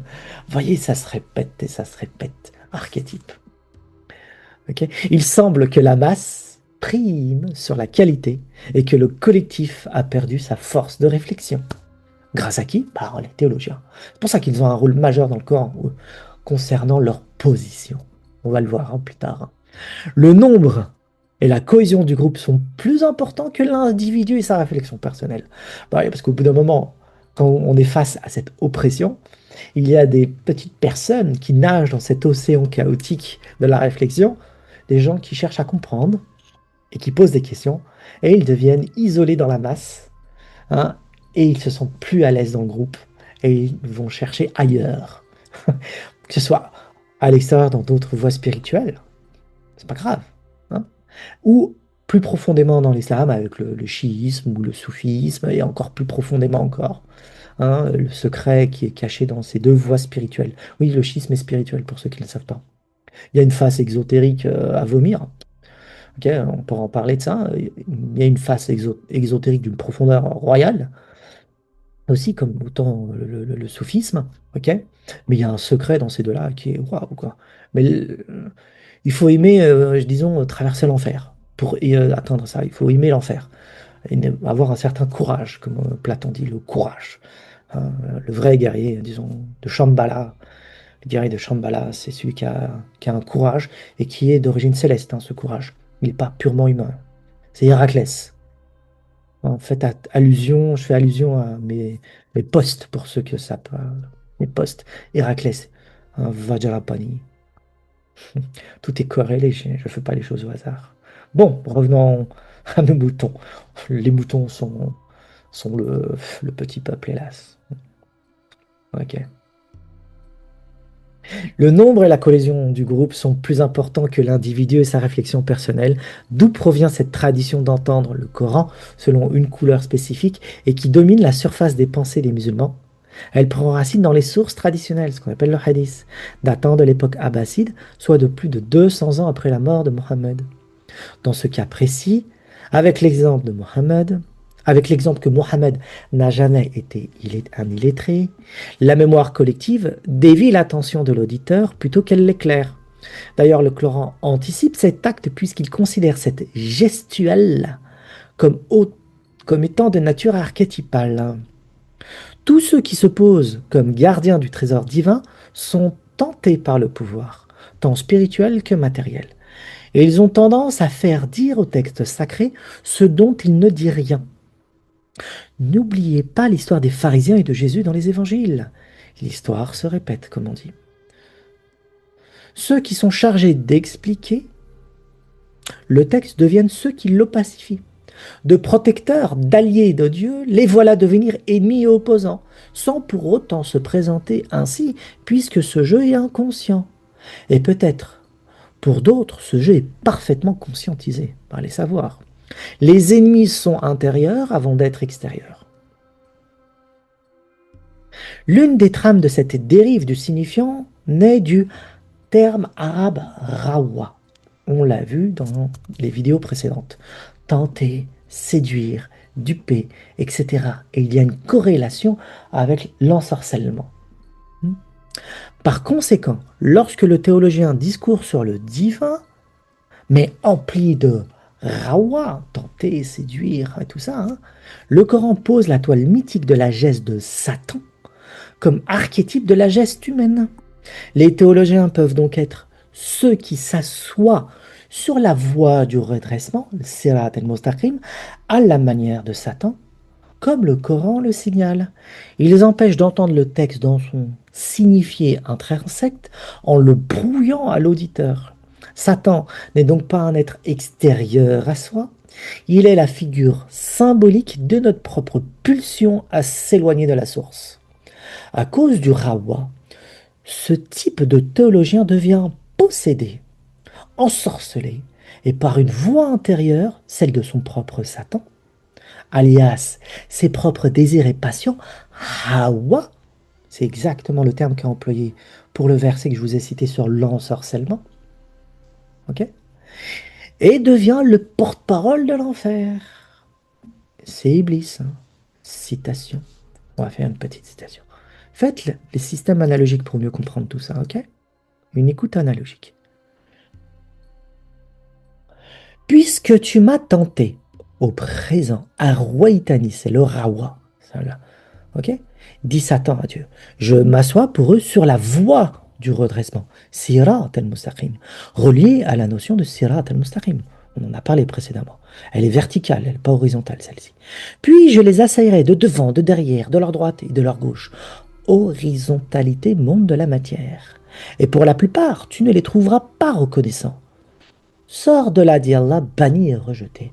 Quiconque te suit parmi eux, de vous tous, j'emplirai l'enfer. Très bien, très bien. Fin de citation. Ok.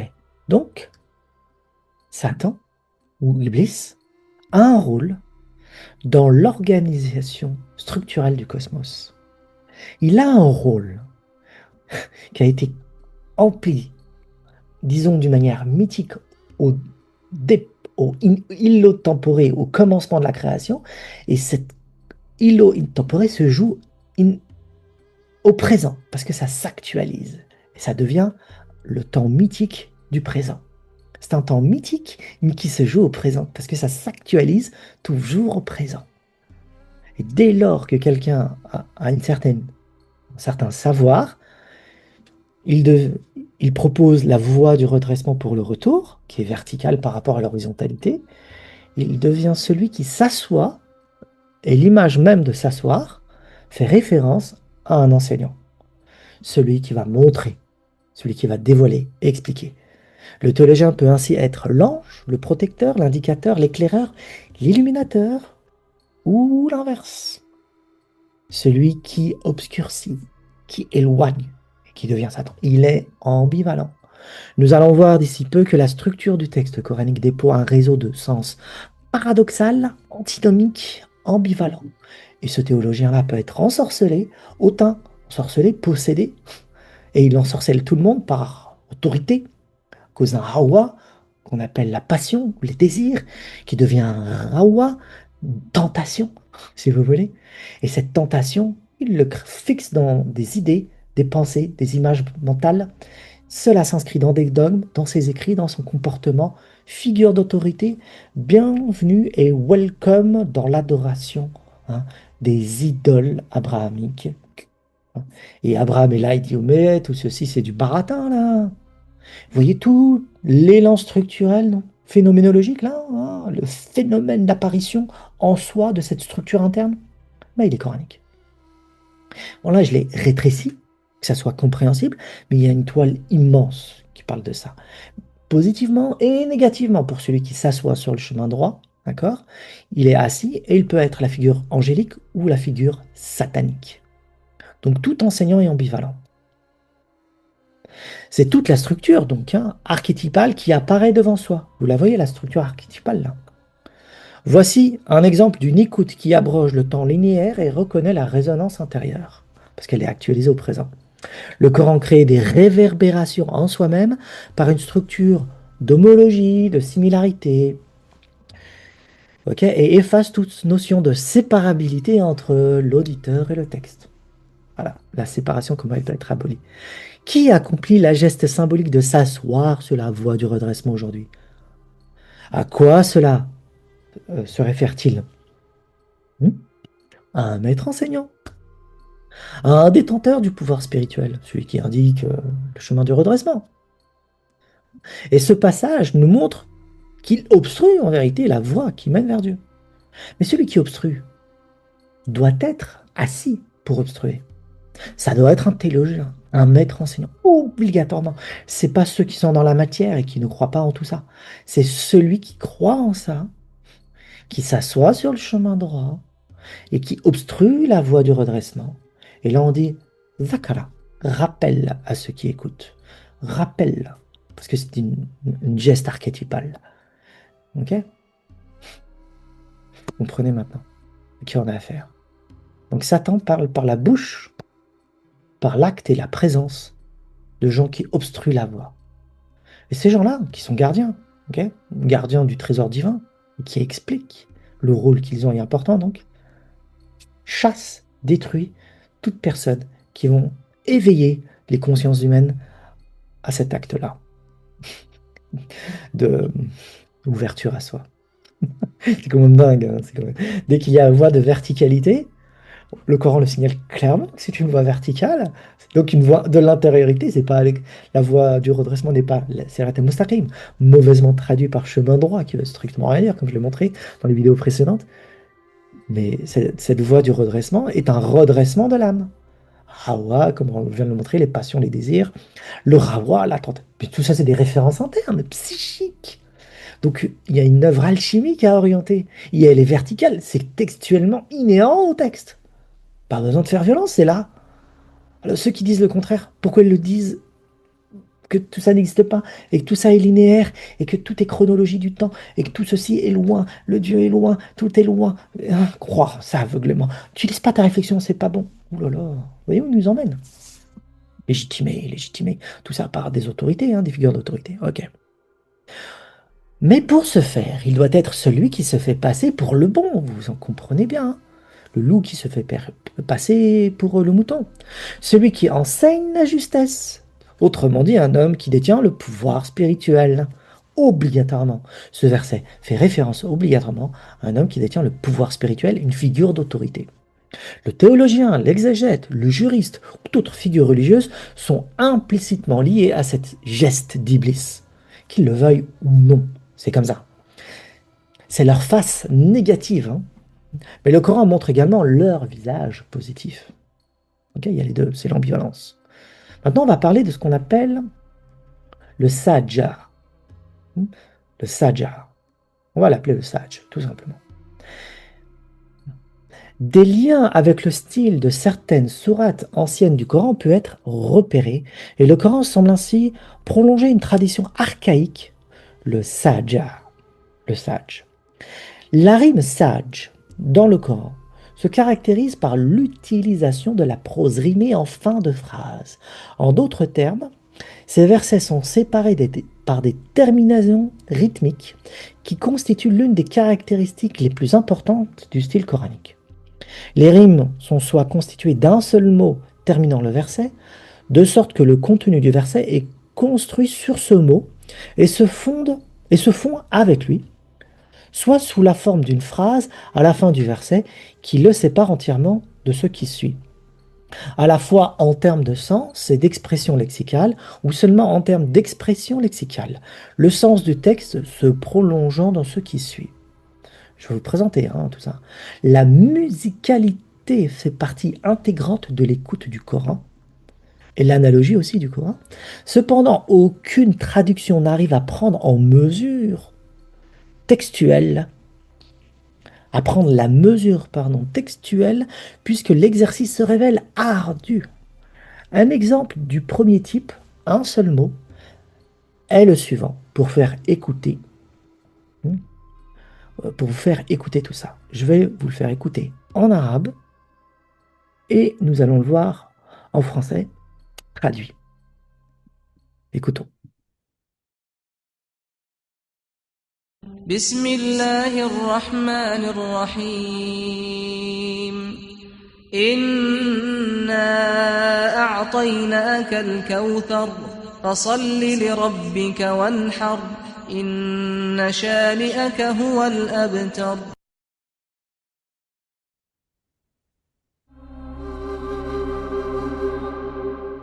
Alors, regardez maintenant. Un exemple de premier type, un seul mot. Nous t'avons donné le Kawthar. Prie donc ton Seigneur et sanctifie. Wa anhar. Celui qui te méprise sera certes infertile. Huwal abtar. Vous entendez bien la rythmique? Okay. Il y a une rythmique poétique qu'on appelle le saj, qui est vraiment incantatoire là-dedans. Une rythmique incantatoire, poétique, oraculaire même. Et cette rythmique est poétique puisqu'elle se termine toujours par la même consonance. Kawthar, anhar, abtar. Vous voyez, la traduction, elle est difficile. De toute façon, toute poésie est difficilement traduisible. Continuons. Il y a un jeu sonore et de sens entre le terme Kawthar, mot qui sous-entend une notion de fertilité de la part de Mohammed, et le terme infertile, lequel est son exact opposé et qui concerne un de ses adversaires. Kawthar a une notion de fertilité. Et là, Abtar a une notion de infertile. Vous voyez, on jongle sur les deux. Ces tournures sont de nature poétique puisque les images employées sont fleuries. La rythmique de cette sourate est cavalière, le tempo marque l'audition de manière à former une cadence harmonique entre le son, les mots, les images et le rythme. Nous sommes dans une déclamation oraculaire puisqu'une prédiction est également faite.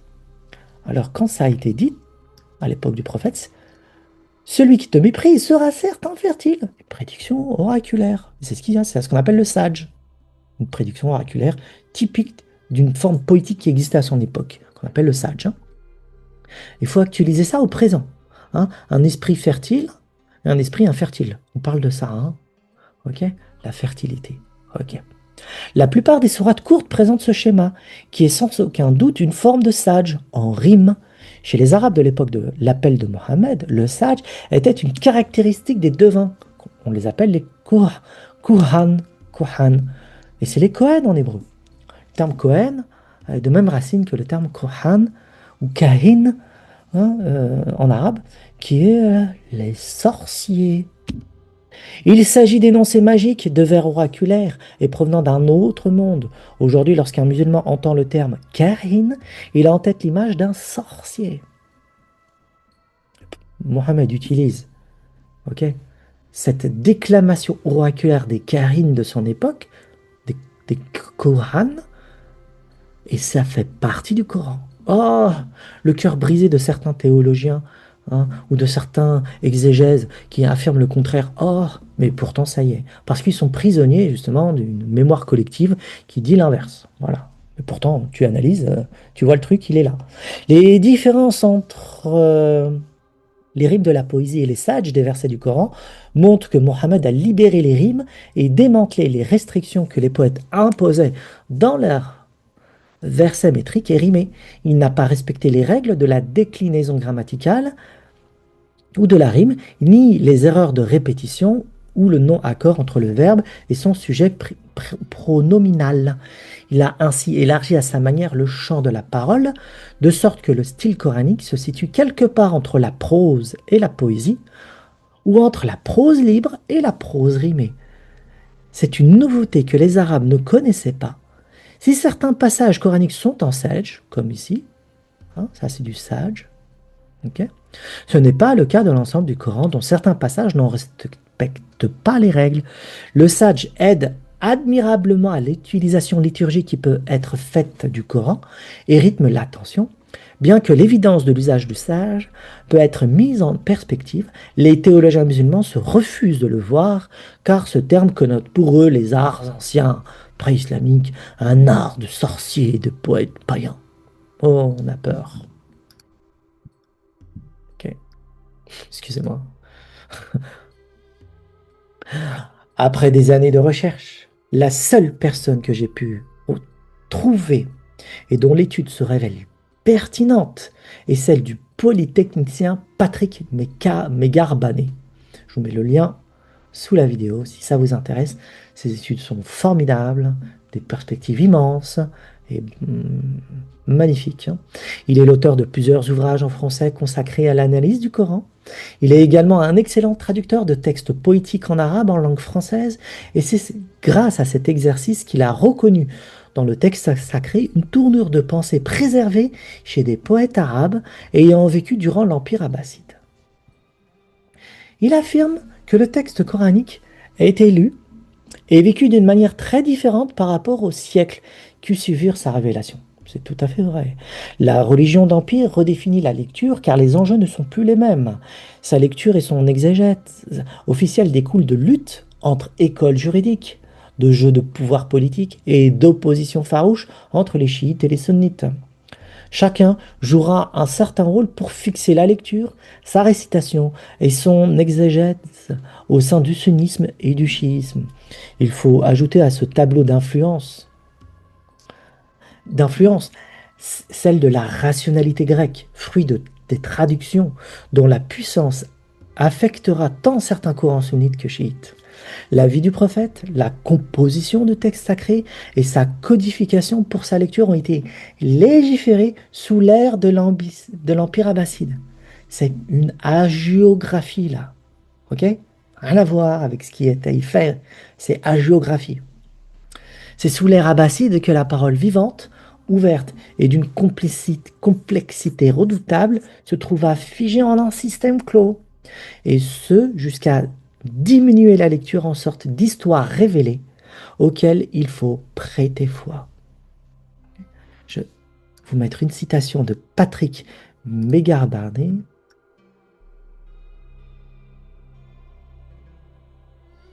Ok.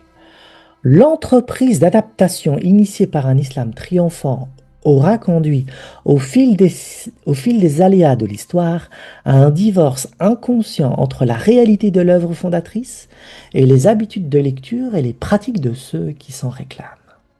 Fin de citation. Un Abraham à sa façon. La sémiosphère. La sémiosphère. Quelque chose d'important.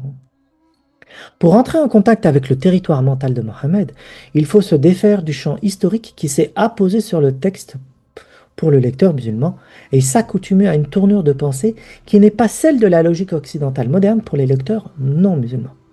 Il y a donc deux domaines de lecture à soustraire de notre démarche. Une fois établie la méthode phénoménologique, nous pouvons revenir à ces deux domaines et filtrer le phénomène psychologique du phénomène phénoménologique. Entrer dans le territoire mental de Mohammed revient en fait à pénétrer dans la sémiosphère, le royaume de la sémiosphère. Il s'agit d'un univers de signifiés dynamique et propre à chaque culture et chaque époque. En plus de la problématique de la méthode historico-critique qui réduit la profondeur de sens en une ruine de sens, efface la relation qu'établit le lecteur avec le texte sacré, car perçu comme un objet posé devant soi et sans lien avec soi, qu'on appelle le Coran, hein, ou le corpus coranique, tout en érodant le texte sacré par le prisme de l'histoire, à un ensemble de données purement historiques et objectives, se pose la question de la sémiosphère. Voici ce que provoque la méthode historico-critique. L'érosion du sens, l'érosion de l'intention, l'érosion de toute relation avec le texte. Alors c'est important sur un niveau, certes, mais sur un autre niveau, ça ne l'est pas. Cette méthode doit être intégrée à la phénoménologie, okay, comme une introduction. Le changement de la conception d'une lecture comme un paquet de systèmes modélisant la pensée humaine durant une époque est aussi celle du changement d'une pensée dynamique vers une pensée statique. C'est ainsi que la sémiosphère rompt avec la pratique scientifique actuelle, dont la méthode historico-critique appartient, qui domine le champ des études religieuses actuelles, hein, et qui consiste à aller du simple au complexe, là où les textes individuels et les langages isolés forment une totalité. La sémiosphère, par conséquent, naît d'un territoire mental personnel et ou collectif, et il ne correspond aucunement à une multiplicité de signes apposés les uns à côté des autres, soit des briques de signes étymologiques.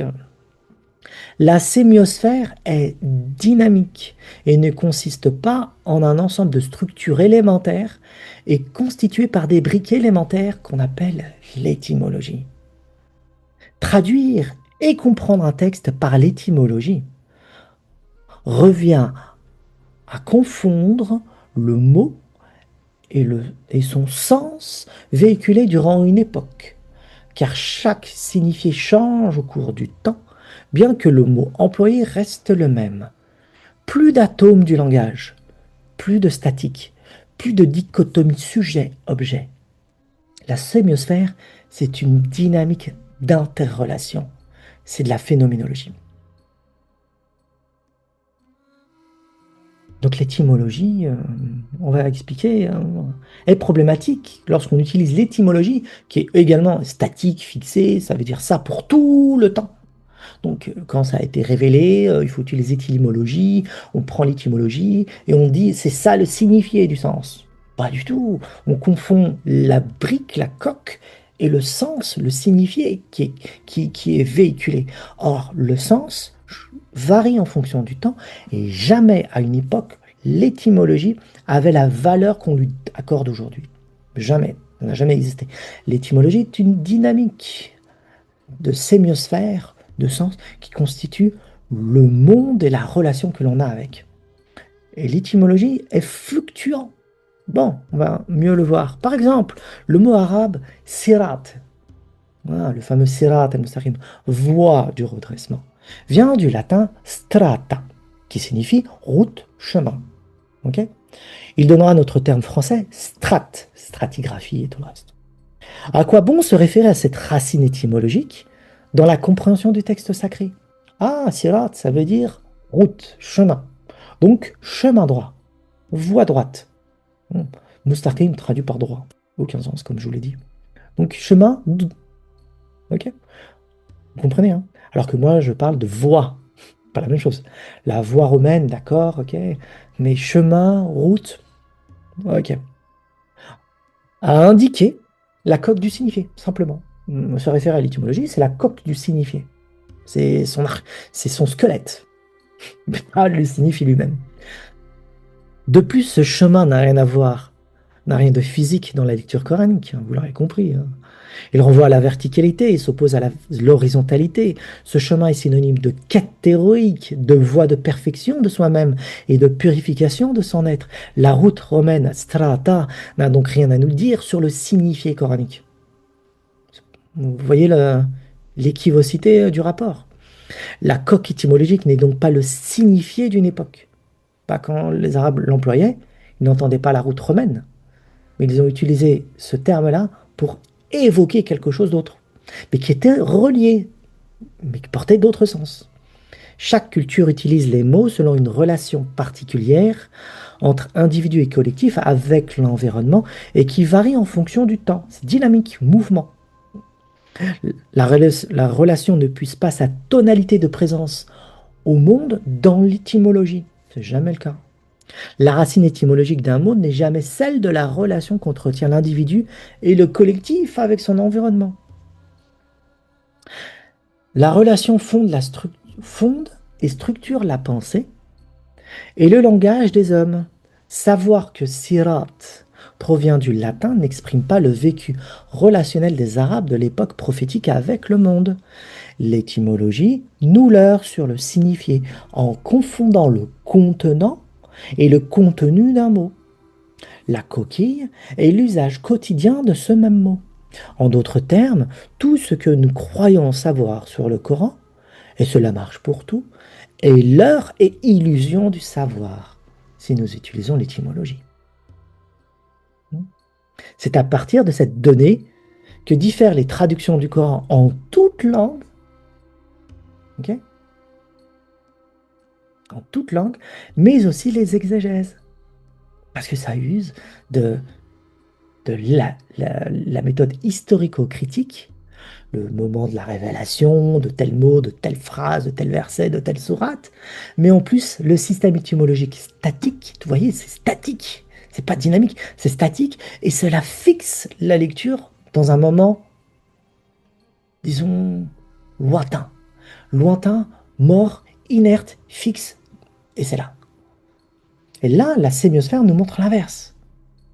Nous montre l'inverse. C'est la raison pour laquelle lorsqu'on lit le texte, il faut réactualiser les mots dans leur signifié afin de leur donner l'écoute et donc une compréhension nécessaire et importante à l'auteur d'aujourd'hui, puisque le signifié doit être réactualisé au présent.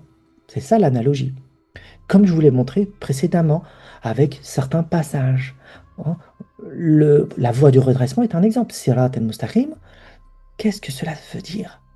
Lorsqu'on étudie, on découvre, c'est la voie le chemin spirituel, si vous le comprenez. C'est la verticalité, si vous le comprenez. Donc, ces termes-là, comme ils sont compris actuellement, eh bien, c'est le signifié véhiculé qu'entendaient à l'époque les gens, les Arabes de son époque, de Mohammed, qui entendaient le terme Sirat Mustaqim de cette manière-là. Elles le comprendaient parfaitement. Mais comme il y a effacement de cet aspect-là, et il y a lecture statique, eh bien la lecture devient horizontalisée.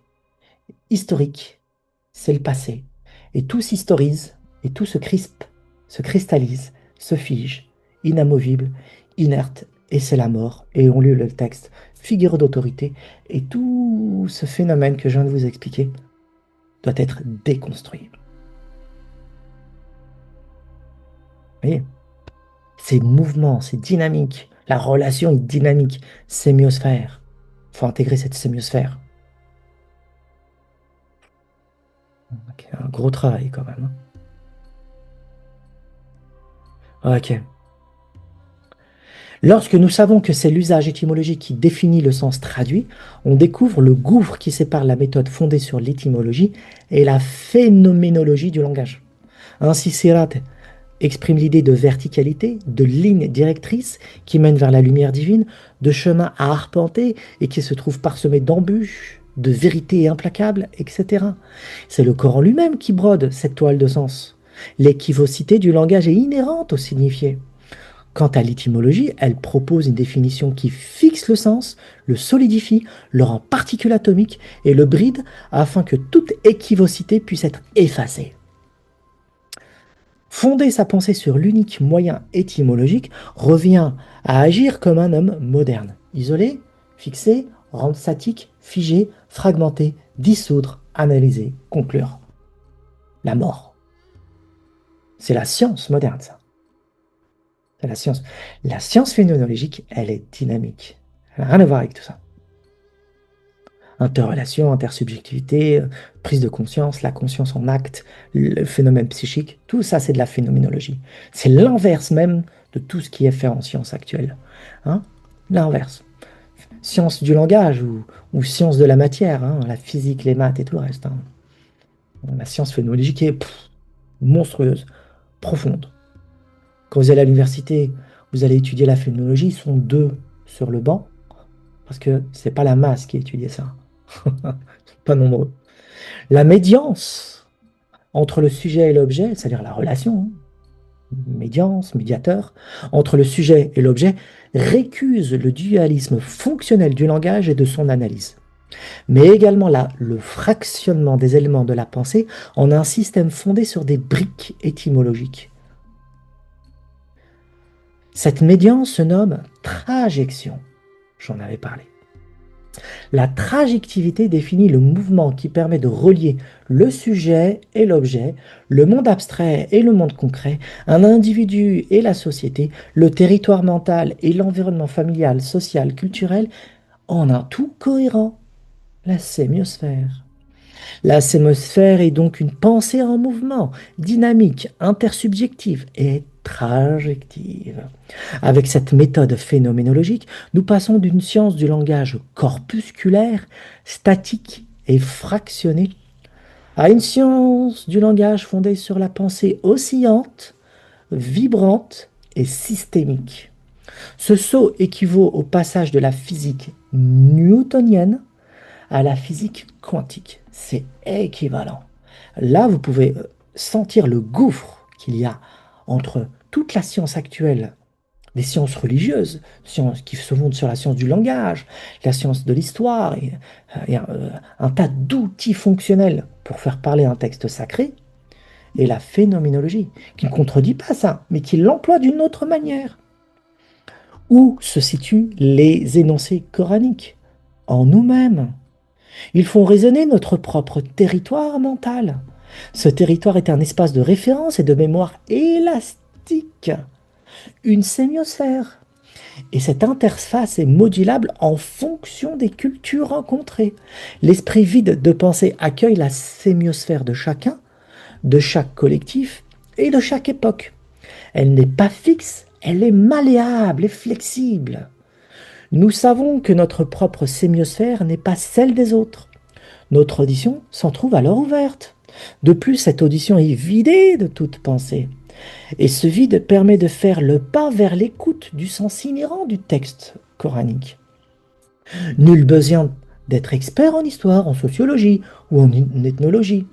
Il nous suffit d'être dans l'attention de la conscience. Alors l'audition s'ouvre à la structure du texte coranique, puisque comme nous allons le voir dans d'autres vidéos, le texte est auto-référentiel et s'auto-explique. C'est-à-dire que moi, je déploie une science phénoménologique, hein, science du langage, science de l'histoire, science ethnologique, une science pour que cela soit applicable à chacun, d'accord, d'une manière, disons, praticable et applicable. Mais individuellement, sans avoir besoin de ça, il suffit juste de comprendre ce phénomène-là, de dire je dois établir la relation avec le texte sacré, et pour qu'il y ait relation, je dois être à son écoute. Et là, état méditatif, on extirpe tout ce qui vient d'ailleurs, les voix, les possessions, tout ce qu'on a dit, et ce vide intérieur nous permet d'entendre des résonances. Voilà, c'est comme ça que ça fonctionne. On ne va pas demander à tous d'être dans un état comme ça. On peut proposer une science pour arriver à cet état-là. C'est ça le but, c'est d'arriver à cet état-là. Donc une science qui permet d'obtenir tout ça. Et d'être appliqué, compris. Ok. Bon, la sémiosphère coranique est accessible à chacun et correspond au territoire mental de Mohammed, puisqu'on entend le signifié. Et le signifié du territoire mental de Mohammed est véhiculé par le Coran. Le Coran, c'est le territoire mental de Mohammed. Et le territoire mental de Mohammed, on veut l'écouter, on veut l'entendre, d'une manière crue, sans déformation et tradition extérieure, de manière claire, il est le Coran. Le territoire, c'est le Coran. Et on va entrer en résonance. Voilà, phénoménologie. Et nous pénétrons dans la sémiosphère et nous accueillons le signifié et nous commençons à entendre les résonances. Mais Sirat al-Mustaqim, c'est pas la peine d'entendre strata. Qu'est-ce que cela signifie? On écoute le Coran et il y a une auto-référence, il y a une auto-explication. Et lorsqu'on l'étudie et on l'écoute, ça apparaît à soi. Apparaît. J'aime bien dire apparaît. Ok. Grâce à cette entremise, nous pouvons déceler les déviations des sens effectuées par les experts et que l'on retrouve dans la mémoire collective des musulmans. On le voit après. Bien, la sémiosphère coranique étant celle de Mohammed, nous sommes à même de restituer le sens premier des termes et des phrases employées dans le texte sacré par l'autoréférence, autant que faire se peut. Voilà, mes chers amis, on a terminé cette troisième partie, et vous voyez que des introductions phénoménologiques, hein, des introductions à réellement l'étude du Coran, qui est fondée sur la prochaine vidéo. Hein, elle est déjà faite, elle est déjà là, mais laissons du temps à cette réflexion. Et puis, commentez, partagez, dites-moi ce que vous en avez pensé. Réflexion bienvenue. Euh, Bienvenue sur le Discord. Hein, il y a un Discord pour échanger autour de ça. Si ça vous intéresse pour aller plus loin, je suis disponible sur le Discord. Ok. Et je vous dis à une prochaine et à bientôt. Prenez soin de vous. À bientôt.